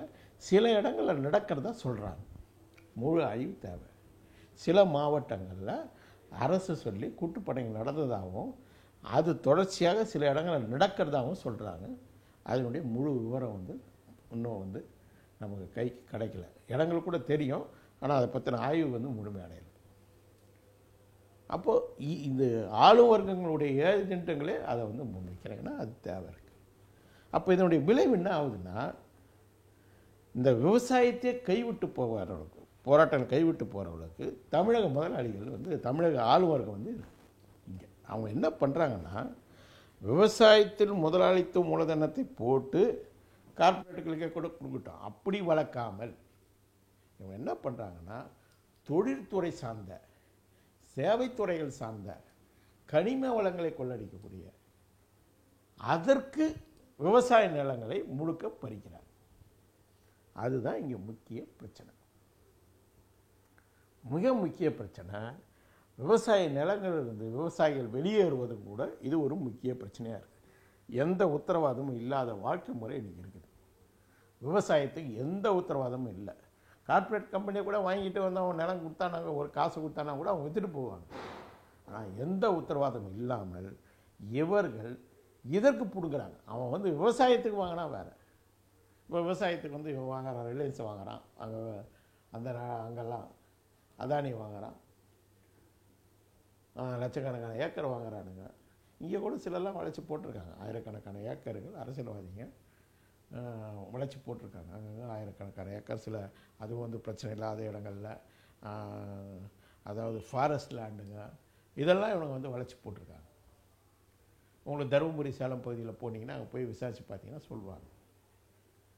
அது விவசாய வளர்ச்சியாக அது இருக்கும்போது பிரச்சனை இல்லை. நம்ம அதான் சொல்கிறோம், ஒன்று நாம் வைக்கிறது வேறு, அவன் வைக்கிறது செய்கிறது வேறு. ஆனால் அது கூட விவசாயத்தை நடக்கவில்லைன்றது தான் இங்கே இருக்கிற பிரச்சனை. இங்கே இருக்கிற தமிழக ஆளுவர்கள், தமிழக ஆட்சியாளர்கள் விவசாயத்தில் முதலாளித்துவத்தை வளர்ப்பதற்கு பதிலாக தொழில்துறை, சேவைத்துறை, கனிம வளங்கள், சுரங்க இயற்கை வளங்களை கொள்ளடிப்பது, மூலதனங்களை இடுவதை ஊக்குவிக்கிறாங்க. அதுக்கு முழுக்க முழுக்க ஏஜென்ட்டுகளாக வேலை செய்கிறாங்க. அதற்கான போராட்டங்கள் தான், எதிர்ப்பு போராட்டங்கள் தான் எல்லா போராட்டங்களும்.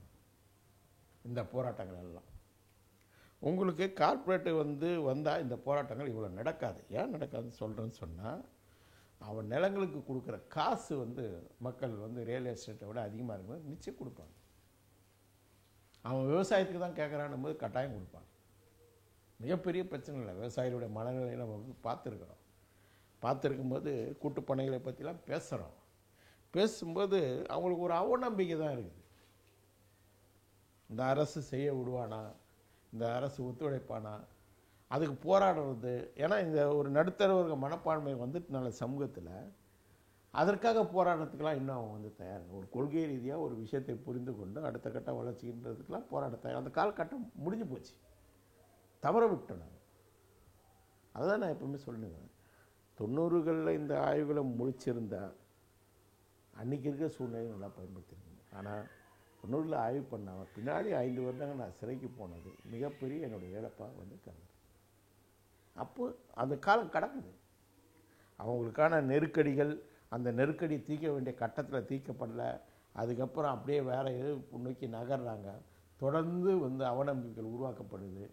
ஒரு பக்கம் ரியல் எஸ்டேட்டு அது இதுன்னு ஆசை கட்டுறானுங்க. அவங்களுடைய வளர்ச்சி, அவங்களுடைய வாழ்க்கையை பார்க்குறாங்க. ஒரு நடுத்தர வர்க்க வாழ்க்கையை எதுக்கு எல்லாத்தையும் கஷ்டப்பட்டுக்கணும் அப்படின்னு நினைக்கிற மனப்பான்மையும் வளர்ந்துருக்கு. அப்போ இந்த சிக்கலில் நாம் இப்போ இருக்கக்கூடிய பிரச்சனை கோருவது என்னன்னா, விவசாயத்தில் முதலாளித்த வளர்ச்சி. அதான் நமக்கு வரும். விவசாயத்தில் முதலாளித்த வளர்ச்சி கிடையாது. முக்கியமாக பெருவித உற்பத்தியாக மாற்றப்படணும், மூலதன சுழற்சி இருக்குன்னு சொல்கிறோம். நம்மளுடைய திட்டம் கூட்டுப்பண்ணைகளாக இருக்குது.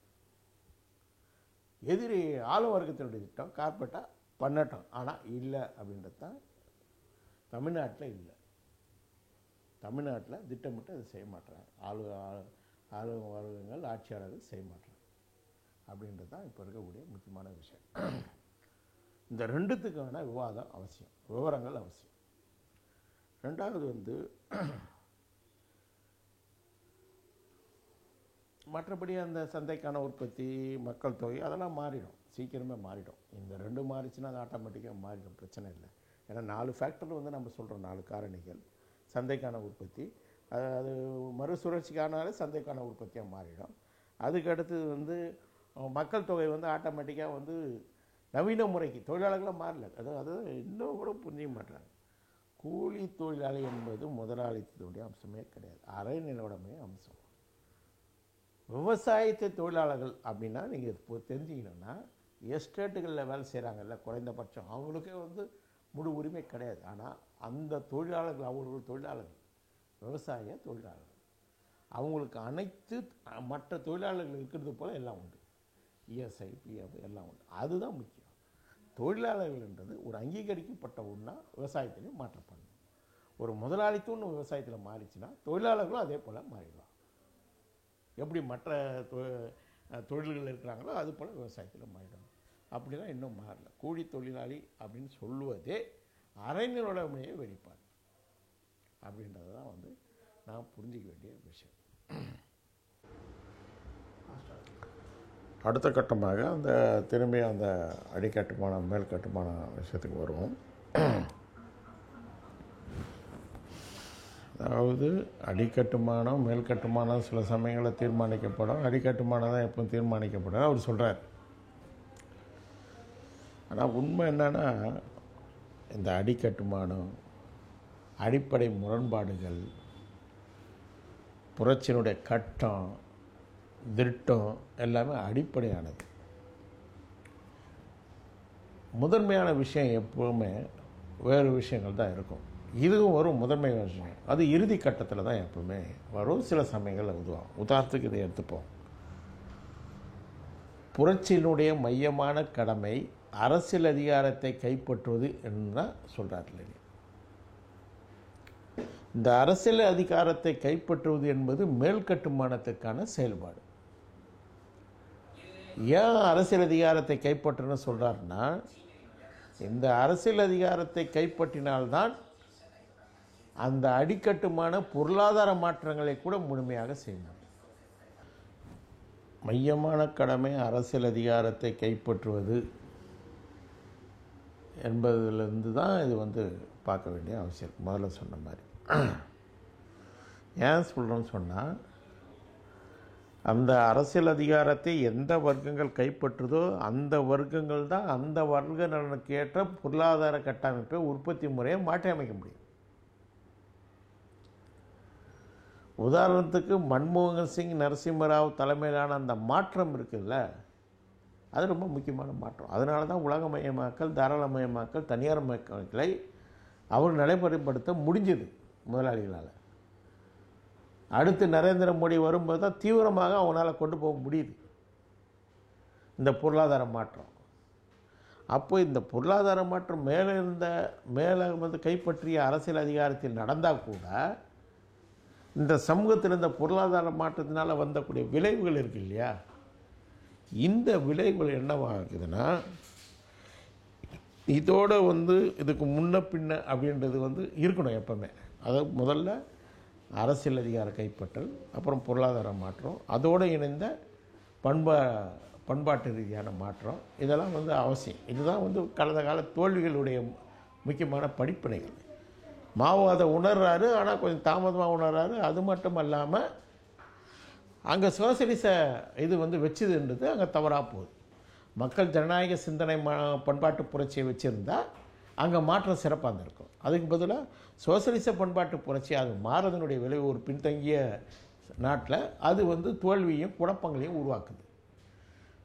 அப்போ இந்த பண்பாட்டு மாற்றம் ரொம்ப முக்கியம். அப்போது ஒரு புரட்சி நடக்கும்போது அது வேறு விஷயம். ஒரு புரட்சி நடக்கும்போது அதனோட அது நடக்கக்கூடிய செயல்பாடுகளோடையே பல மாற்றங்கள் சேர்ந்து வரும், சேர்ந்து நடக்கும். அப்படி இல்லாமல் இந்த பொருளாதார மாற்றம் அவர்களுடைய தேவைக்காக மிக வேகமாக அவங்க 90களுக்கு பிறகு செய்யக்கூடிய இது நிறைய குழப்பங்களை உருவாக்குது. சமூக உறவுகள், அரசியல் உறவுகள், மக்கள், குழுக்கள், கணவன் மனைவி, குழந்தைகள், கல்வி, எல்லாமே குழப்பம். ஒரு குழப்பமான ஒரு சிந்தனை, அந்த சிந்தனையை நடைமுறைக்கு செயலாக்கும் போது அது பிற்போக்குத்தனமான இதுக்கு போகுது. வாழ்வியல் முறை உங்களுக்கு முதலாளித்தமாக இருந்தாலும் சிந்தனை முறை இன்னும் நில உடைமையாக தான் இருக்குது.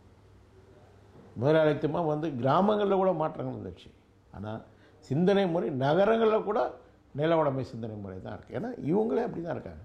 இப்போ வைக்கக்கூடிய சந்திரசேகர் வைக்கக்கூடிய அவர் புறநிலையிலிருந்து எடுத்துக்கொண்டு வைக்கக்கூடிய விஷயங்கள், அவருடைய வாதங்கள், பொருத்தக்கூடிய விஷயங்கள்லாம் நில உடைமை சிந்தனை முறை தான். அது நில உடைமை சிந்தனை தடத்தினுடைய இது தான். ஏன்னா அவர் எஸ்ஓசியை பற்றிய மீளாய்வு செய்து அவர்களுடைய தவறுகள் என்னன்னு செய்து சரியான அதிலிருந்து விடுபட்டு தன்னுடைய சிந்தனை தடத்தை மாற்றியிருந்தார்னா இவர் எடுக்கக்கூடிய விவரங்கள், ஆய்வுகள்லேருந்து கூட சரியாக பொருத்தியிருக்க முடியும். இவர் அந்த சிந்தனை தடத்தை மாற்றாமலே அவர் இதை எடுத்து பொருத்த போகும்போது அது மீண்டும் நில உடைமை தன்மையிலான ஒரு பொருத்தலாக தான் மேலோட்டமானதாக, அல்லது குட்டி முதலாளித்த சிந்தனை போக்கு முதலாளித்தத்திலிருந்து ஒரு மேலோட்டமாக அப்படி இருக்குது. ஆனால் முதலாளின்னு சொன்னால் கூட ஒரு பிற்போக்குத்தன விவாத முறைகள் தான் அவர்கிட்ட இருக்குது. பிற்போக்குத்தனமான முடிவுகளை நோக்கி தான் அவர் போகிறார். அதனால தான் இன்றைக்கி சங்கிகளை ஆதரிக்கக்கூடிய ஒரு நிலைக்கு போகிறார். இதுதான் அவருடைய விளைவாக ரிசல்ட்டாக இருக்குது. ஏன்னா அவங்க தடம், சிந்தனை தடம் ரொம்ப முக்கியமான பிரச்சனை. அப்படி தான் சமூகத்தில்.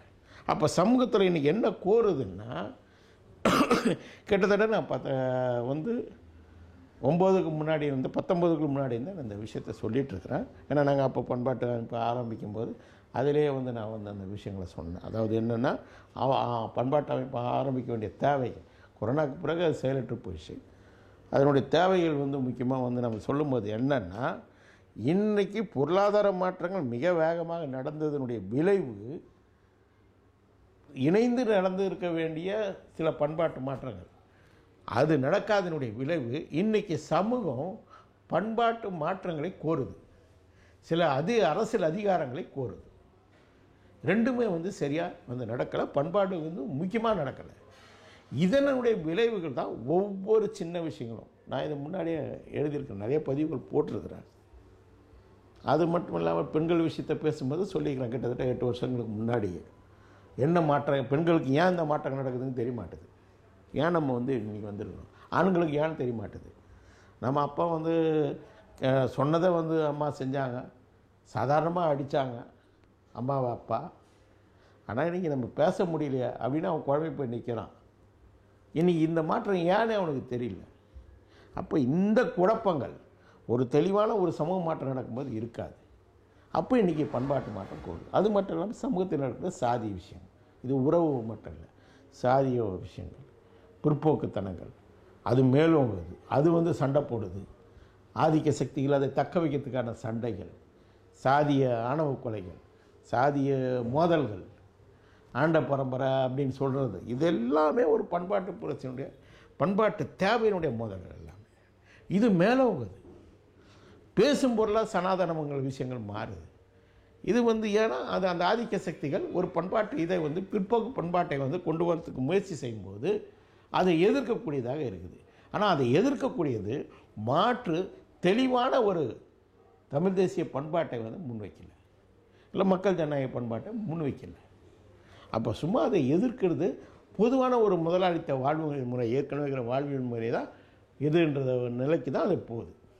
அப்போ இங்கே இன்றைக்கு மேல்கட்டுமானம் என்பது பலமாக ஒரு முதன்மையான தீர்மானகரமான பாத்திரத்தை கோருது. உற்பத்தி சக்தியினுடைய வளர்ச்சி உற்பத்தி இதை மாற்றணும்னு நினைக்கிது, உற்பத்தி முறை. அப்போ உற்பத்தி உறவுகள் இங்கே தீர்மானகரமாக அதான் மாவை சொல்கிறேன். மாவுக்கும் மற்ற மார்க்சிஸ்ட்டுகளும் இருக்கிற விஷயம்தான். நிறைய கிராம்ஸை எடுத்து பேசுகிறாங்க கிராம்ஸை பற்றி. ஆனால் என்னை பொறுத்த வரைக்கும் மாவு ரொம்ப தெளிவாகவே அது சொல்லியிருக்காரு. மேல் கட்டுமானமும் உற்பத்தி உறவுகளும் முதன்மை பாத்திரத்தை தீர்மான பாத்திரத்தை ஆற்றும் அப்படின்னு சொல்கிறார், தெளிவாகவே சொல்கிறார். அதனால தான் ஒரு பண்பாட்டு புரட்சின்ற ஒரு கான்செப்டை அவரால் உருவாக்க முடிஞ்சுது. மேல் கட்டுமான தீர்மானகரமான பாத்திரத்தை ஆற்றுன்றதுனால தான் சொன்னதுனால தான் அவருடைய அந்த பண்பாட்டு புரட்சின்ற ஒரு கோட்பாட்டு உருவாக்கமே வெளியில் வந்தது. அப்போ இன்றைக்கே அதான் கோருது. தமிழ்நாட்டில் கடுமையாக அதுக்கான சண்டை நடந்துகிட்ருக்குது. அப்போ நாம் இங்கே பண்பாட்டுக்கான விஷயங்களை செய்ய வேண்டிய தேவை இருக்குது. முக்கியமாக பண்பாட்டு மாற்றங்களை அதிகமாக கோரிக்கைகளை முன்வைக்கிறது, அதுக்கான போராட்டங்களை நடத்துவது, இதெல்லாம் தான் தேவை. இந்த மாற்றங்கள் தேவை. விவசாயத்தில் பொருளாதார மாற்றம் எப்படி அது முதலாளித்துவ தன்மைக்கு மாற்றப்படணுமோ, அதாவது பெருவித உற்பத்தி மூலதன சுழற்சிக்கு மாற்றப்படுமா, சாராம்சமான முதலாளித்துவத்தின் சாராம்சமாக அது மாற்றப்படணும். வடிவங்கள் நிறைய மாறி இருக்கு, அந்த வடிவங்களை போய் இவங்க சாராம்சம்னு பேசினுக்கிறாங்க, விளைவுகளை இவங்க சாராம்சம்னு பேசுகிறாங்க. விளைவுகளும் வடிவங்களும் எப்பவுமே சாராம்சமாகவோ உள்ளடக்கமாகவோ மாறாது. அப்போ அங்கே சாராம்சமாக அதை மாற்ற வேண்டியிருக்கு. அதனோடு சேர்ந்து பண்பாட்டு மாற்றங்களை தீவிரமாக செய்ய வேண்டியிருக்கு. பண்பாட்டு கருத்துக்களை நம்ம தீவிரமாக செய்ய வேண்டியிருக்கு. ஏன்னா சாதாரண முதலாளித்த அறிஞர்கள் சொல்லிட்டு போகிறான் அதை, ஆனால் இந்த கம்யூனிஸ்டுகளுக்கு புரியவே மாட்டேங்குது. 30 வருஷமாக இந்த விஷயங்களை நான் சண்டை போட்டுட்ருக்கேன். அனுபவத்துக்காக நீண்ட காலம் சண்டை போட்டு 2000 தான் காங்கிரஸில் தான் ஏற்றுக்கிறாங்க. ஏன்னா இங்கு நம்மளுடைய அதாவது சிக்கலான இந்த சமூகத்தை புரிந்து கொள்ளக்கூடிய அகநிலை பாத்திரம் வளர்ச்சி அடையாதனால இன்டலெக்சுவல் தனம் சொல்கிறேன், அறிவுஜீவித்தனமே சொல்கிறேன், துண்டு துண்டாக இருந்தது. அது முதலாளித்த அறிவுஜீவித்தனம் கூட இங்கே வளர்ச்சி அடையலை. நிலவுடைமை ஆதிக்கம் பண்ணு ஒரு சிக்கலான கட்டமைப்பு, பிரிட்டிஷ்காரன் ஏற்படுத்தின ஒரு இயற்கையாக இல்லாத ஒரு சிக்கலான கட்டமைப்பு. இதுதான் காரணம், அடிப்படை காரணம். இதனுடைய விளைவுகள் மாறாநிலைவாதமும் அனுபவவாதமும் கம்யூனிஸ்ட் கட்சிகளுடைய முன்னோக்கிய சக்திகளுடைய இதுவாக மாறுது. இது ரெண்டும் பொருள் முதல்வாதம் தான். ஆனால் அது இயங்கியல் பொருள் முதல்வாதம் கிடையாது, இயங்கியல் பொருள் முதல்வாதம் கிடையாது. சாராம்சமாக அது கருத்து முதல்வாதத்தை நோக்கி போகும், அனுபவவாதம். அப்போது இந்த தன்மையும் மேலும் இந்த கட்டத்தை கூட தாண்டி 90களுக்கு பிறகு இங்கே வந்திருக்கக்கூடிய இந்த பழையக்காரர்கள் நான் சொல்கிறேன்னே, சாதி குழுவாத தன்மையில் இவர்கள் ஆளுக்கு ஆளுக்கு வந்து எந்த அரசியல் முரண்பாடும் கிடையாது, எந்த அரசியல் அடிப்படை அறிவும் கிடையாது, எந்த பெரிய அனுபவமும் கிடையாது. நூற்றுக்கணக்கான அமைப்புகள் இருக்கு இல்லையா, இந்த நடுத்தர வர்க்க, நான் சொல்லக்கூடிய இந்த நடுத்தர வர்க்க இவர்கள் இந்த சிந்தனையை கூட பெற்றதில்லை. இவர்கள் முழுக்க முழுக்க குறுகிய அனுபவத்தை பெற்றவர்களாக இருக்கிறாங்க. இவர்களுடைய ஆதிக்கம் தான் இங்கே வந்து இருக்குது. குறுகிய அனுபவத்தை பெற்றவர்களாக இருக்கிறாங்க. அதை தான் வந்து சொல்கிறாங்க, அதை தான் எல்லாத்துக்கும் வைக்கிறாங்க. வரலாற்றை நிராகரிக்கிறாங்க, எல்லா வரலாற்றையும் நிராகரிக்கிறாங்க. அப்படி தான் இன்றைக்கு இவர் வந்து நிறைய முதலாளித்த கருத்துக்களை பேசினா கூட இவரும் குறுகிய அனுபவத்தை தான் வைக்கிறார். பழைய அமைப்பை சேர்ந்தவர் அந்த பல பேர் அப்படி இருக்கிறாங்க. பழைய தோழர்களே கூட இன்றைக்கி என்ன பண்ணுறாங்கன்னு சொன்னால் அவங்க இந்த குறுகிய அனுபவ இதில் வந்து ஜோதியில் வந்து கலந்துட்டாங்க. ஏன்னா அவர்கள் சார்ந்திருந்த அமைப்பினுடைய ஒரு குறுகிய தன்மை, அவர்கள் சார்ந்திருந்த அமைப்புகளுடைய குறுகிய தன்மையிலிருந்து அது வந்து ஒரு குறுகிய அனுபவத்திலிருந்து கருத்துக்களை இவர் வைக்கிறார். இதனுடைய விளைவு தான் அவர் என்ன சொல்கிறாருன்னா, நக்சலைட்டு அமைப்புகள் வந்து ஆட்சிக்கு வந்தால் நாசமாக போகும் அப்படின்றார். ஏன்னா இவருக்கு அதை பற்றின அறிவே கிடையாது. ஃபஸ்ட்டு ஏன் சொல்கிறேன்னு சொன்னால், இவருக்கு மட்டும் இல்லை, நீங்கள் நிறைய பேர் பொது உடைமை இயக்கத்தின் பின்னடைவுன்ட்டு ஆய்வு பண்ணிட்டு கிளம்பியிருக்கிறாங்க. எல்லாமே வந்து சொந்த அனுபவங்களை பேசுகிற குறுகிய அனுபவதிகள். இவர்களுக்கு மிகப்பெரிய அரசியல் அறிவும் கிடையாது, மிகப்பெரிய வர்க்க போராட்டத்தை நடத்திய அனுபவங்களும் கிடையாது, நடைமுறை அறிவுகளும் கிடையாது. ஆனால் இவங்கெல்லாம் கிளம்பியிருக்கிறாங்க. உண்மையிலே என்ன பண்ணணும்னு சொன்னால், இங்கே ஆய்வு பண்ணணும், கம்யூனிஸ்ட் கட்சியினுடைய செயல்பாடுகளை பண்ணணும்னு சொன்னால் ஒரு 4 அமைப்புகளை ஆய்வு பண்ணணும். ஒன்று சிபிஐ, இன்னொன்று சிபிஎம், இன்னொன்று மக்கள் யுத்த கட்சி, அதாவது இன்றைக்கி மாவோயிஸ்ட் கட்சியாக மாறி இருக்கு. மாவோயிஸ்ட் கட்சி அன்றைக்கி வந்து மக்கள் யுத்த கட்சி எம்சிசி பார்ட்டி யூனிட்டாக இருந்தது. அதெல்லாம் 3 பெரிய பெரிய கட்சிகள். அப்போ மாவோயிஸ்ட் கட்சி, அப்புறம் லிபரேஷன், இது 4 தான் ஒரு சரியான கம்யூனிஸ்ட் கட்சிக்கான கட்டமைப்பையும் மக்கள்கிட்டையும் செயல்பட்டவங்க, மக்கள் திரள் அமைப்புகளோடு செயல்பட்டவங்க. இந்த அனுபவங்களை திரட்டணும். இந்த அனுபவங்களில் முக்கியமாக இவங்க ஒன்றுமே பண்ணலன்னு சொல்கிறாங்கல்ல, அதுக்கு வந்து முக்கியமாக சந்திரசேகர் போன்ற ஆட்களுக்கு சொல்லக்கூடிய முக்கியமான அம்சம் சொல்கிறேன். இவங்க எடுத்த அந்த அறநிலைத்துவம் என்ற நிலைப்பாடு ஆய்வு பண்ணி எடுக்கலைன்னா கூட சமூகத்தினுடைய யதார்த்தத்துக்கு அது பொருத்தமாக இருந்தது. அதனால் இவங்க கிராமங்களுக்கு போனதனுடைய விளைவு, கிராமங்களில் தீவிரமான மிக சிறப்பான போராட்டங்கள் நடந்தது. சிபிஐயை பொறுத்த வரைக்கும் அவர்கள் கருத்தியல் ரீதியாக கிராமப்புறத்தை, சாதியத்தை பற்றியெல்லாம் அவர்களுக்கு சரியான கண்ணோட்டம் கிடையாது, வர்க்க சுருக்கவாதம் தாங்க. ஆனால் அவங்க போன அந்த கிராமப்புறங்கள் வந்து வர்க்கமும் சாதியும் கலந்து இருந்ததுனால அவர்கள் சாதி எதிர்ப்பு போராட்டத்தை யதார்த்தமாக எடுத்தாங்க, சிறப்பாக எடுத்தாங்க. அவங்க எடுத்த தஞ்சாவூராக இருக்கட்டும், தெலுங்கானாவாக இருக்கட்டும், தெபகாவாக இருக்கட்டும், கேரளாவாக இருக்கட்டும், மிகப்பெரிய தாக்கங்களை வந்து ஏற்படுத்திச்சு, மிகப்பெரிய சமூக மாற்றங்களை வந்து அங்கே வந்து ஏற்படுத்திச்சு. அது இல்லாமல் பல மாவட்டங்களை சொல்ல முடியும்.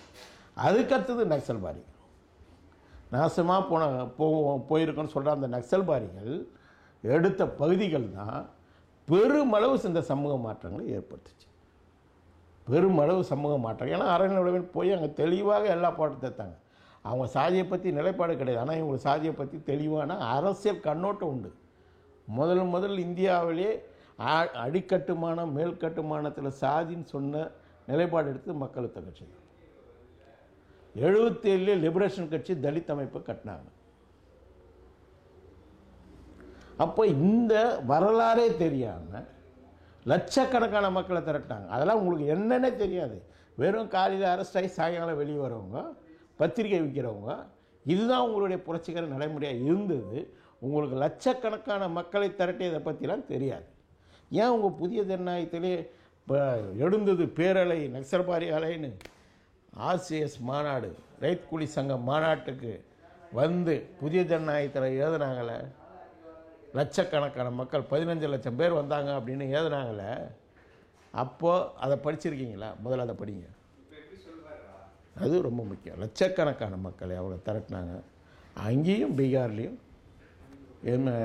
எம்சிசி லிபரேஷனுக்கு மிகப்பெரிய மக்கள். இது அங்கு பகுதி அளவான சமூக மாற்றங்களை ஏற்படுத்துது தெலுங்கானாவில். இந்த இதை பற்றி பேசுனீங்களே, நிலத்தை பற்றி, நிலம் இதுன்னு, அதனால தான் சொன்னேன் நான் கிணற்று தவளைகள் அப்படின்னு சொன்னேன்.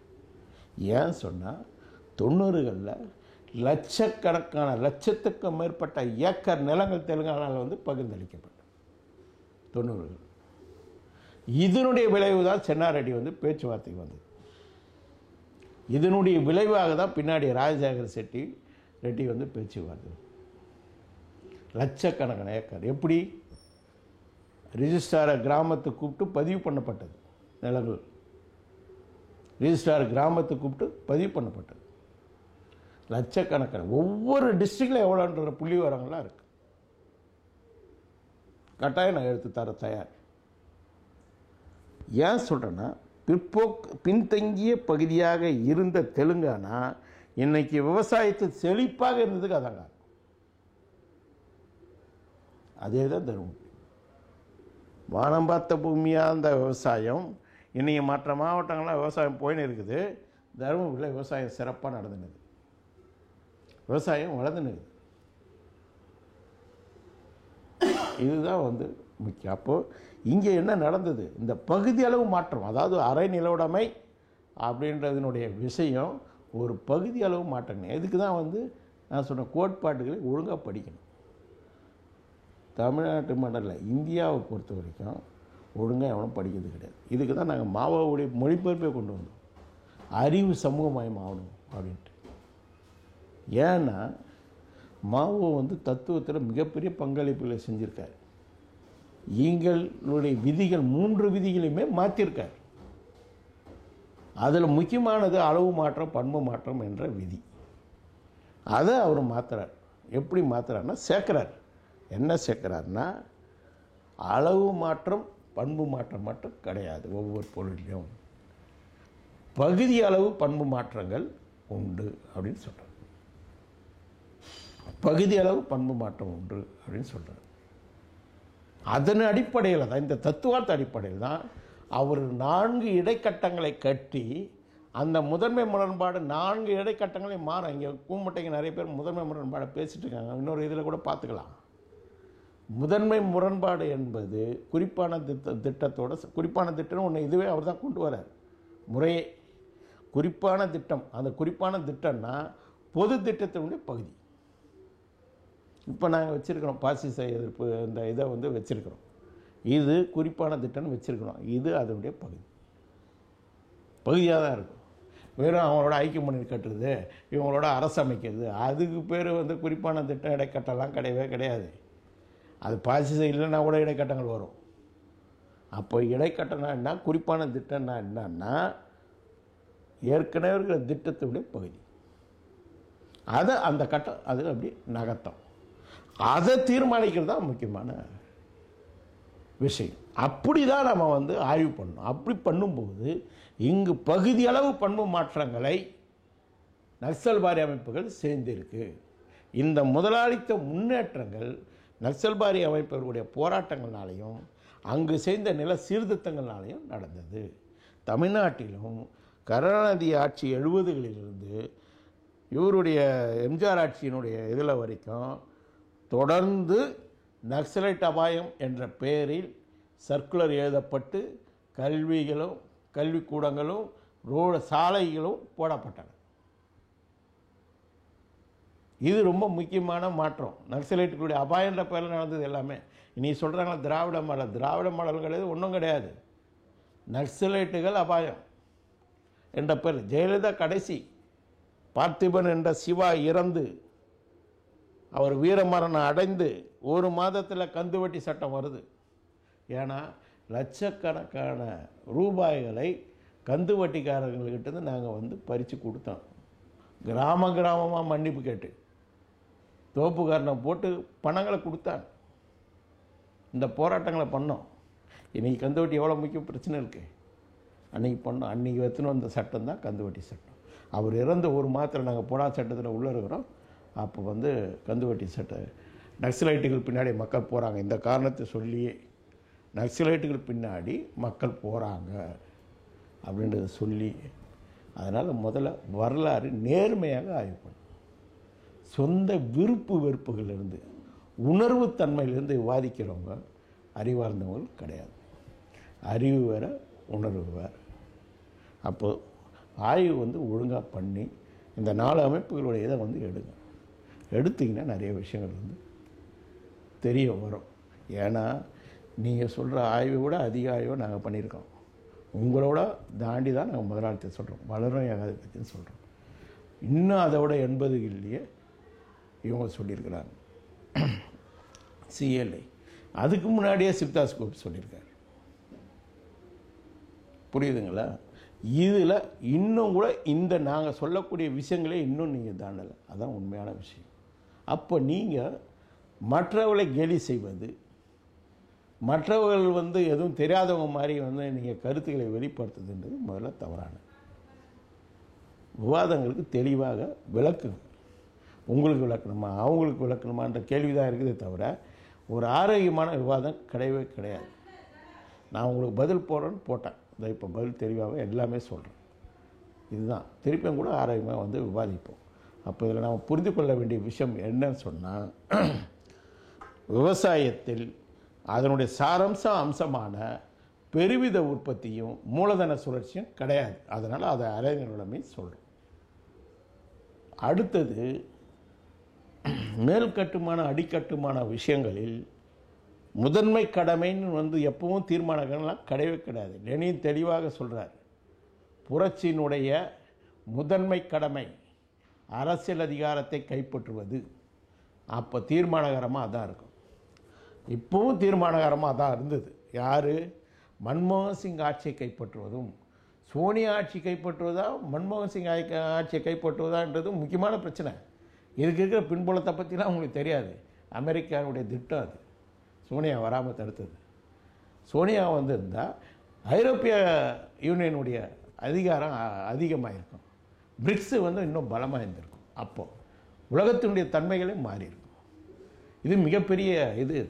அப்போ உலகமயம் தாராளமயமானதுக்கு தனக்கான ஏஜென்ட்டுகள் வரணுன்றது அமெரிக்காவினுடைய முயற்சியில் பண்ணது தான் மன்மோகன் சிங்கு, நரசிம்மராவ், அடுத்தது மன்மோகன் சிங்கு, அப்புறம் மோடி, இதெல்லாம். அப்போ இதனுடைய அதிகார மாற்றம் என்பது இவர்கள் அமெரிக்காவுடைய உலகமயமாக்கல் தாராளமயமாக்கலுக்கான கொள்கையை நடைமுறைப்படுத்தக்கூடிய சக்திகள் அரசியல் அதிகாரத்தை கைப்பற்றிய விளைவு தான் இந்த பொருளாதார மாற்றங்கள். அதே சமயத்தில் இந்த பொருளாதார மாற்றங்கள் ஒரு சமூக மாற்றத்தோடு சேர்ந்து நடந்திருந்தால் ஆரோக்கியமாக இருந்திருக்கும். அது இல்லாதனுடைய விளைவு இன்றைக்கி பண்பாட்டு மாற்றங்கள், பண்பாட்டு புரட்சி ஒரு கோரிக்கையை, இடைக்கட்ட பண்பாட்டு புரட்சி ஒரு கோரிக்கைக்கு முன்னே நிற்கிது, முட்டி கொண்டு நிற்கிது. அதே போல் அரசியல் அதிகார பகிர்வுகள் கோரிக்கைக்கான போராட்டங்கள் முட்டி நிற்கிது. அப்போது இன்றைக்கு மேல் கட்டுமானங்களான பண்பாடும் அரசியல் அதிகாரத்துக்கான பிரச்சனைகளே முதன்மையாக தீர்மானகரமாக நிற்கிது. அப்படின்றத தான் இன்றைக்கி நாம் புரிந்து கொள்ள வேண்டிய விஷயம். இன்னொன்று, இந்த முதலாளித்த வளர்ச்சின்றது ஒரு மிக குறிப்பிட்ட 1% வளர்ச்சி, ஒட்டுமொத்த சமூகத்துக்கான வளர்ச்சி கிடையாது. இந்த நடுத்தர வர்க்கங்கள் மேலும் மேலும் தங்களுடைய வாழ்க்கையில் சிறப்புற போகணுமே தவிர அவங்க பின்னோக்கி போயிட்டுருக்கிறாங்க. அது இன்னும் கூட நாம் 5 வருடம் கழித்து நாம் இதை பரிசீலனை பண்ண வேண்டியிருக்குது. ஏன்னு சொன்னால் இலங்கை அதுக்கு உதாரணம். நாம் பரிசீலனை பண்ணுவோம். இன்னும் 5 வருடத்தில் இதற்கான விளைவுகளை நம்ம பார்க்க முடியும் அப்படின்னு நான் கருதுகிறேன். எனவே ஆரோக்கியமான விவாதங்களை வரவேற்கிறோம். இன்னும் விவசாய அரணுடைமை, ஆனால் அதிகாரம் முதலாளிகளிடம், இந்திய பெருமுதலாளிகிட்ட தான் இருக்குது. இவங்க வளரும் ஏகாதிபத்தியமாக இருக்கிறார்கள். இந்தியாவில் இவர்கள் தான் முதன்மை பங்குதாரர்களாகவும் ஏகாதிபத்திய இளைய பங்குதாரர்களாகவும், உலகத்தில் ஏகாதிபத்தியங்களுக்கு இவர்கள் இளைய பங்குதாரர்களாகவும் இருக்கிறார்கள். இந்த ரெண்டும் இருக்குது என்பது தான் உண்மை. அரங்கிலுடமே இருக்குது. விவசாயத்தில் இன்னும் முதலாளித்துவம் முழுமையாக அதனுடைய சாராம்சமாக வரவில்லை. ஆனால் முதலாளித்துவம் அதிகாரத்தில் இருக்கிறது. இதுதான் பெரும்பான்மையான உற்பத்தியை கட்டுப்படுத்துது. அது வரைக்கும் மிக சரியானது. அவ்வளோதான்.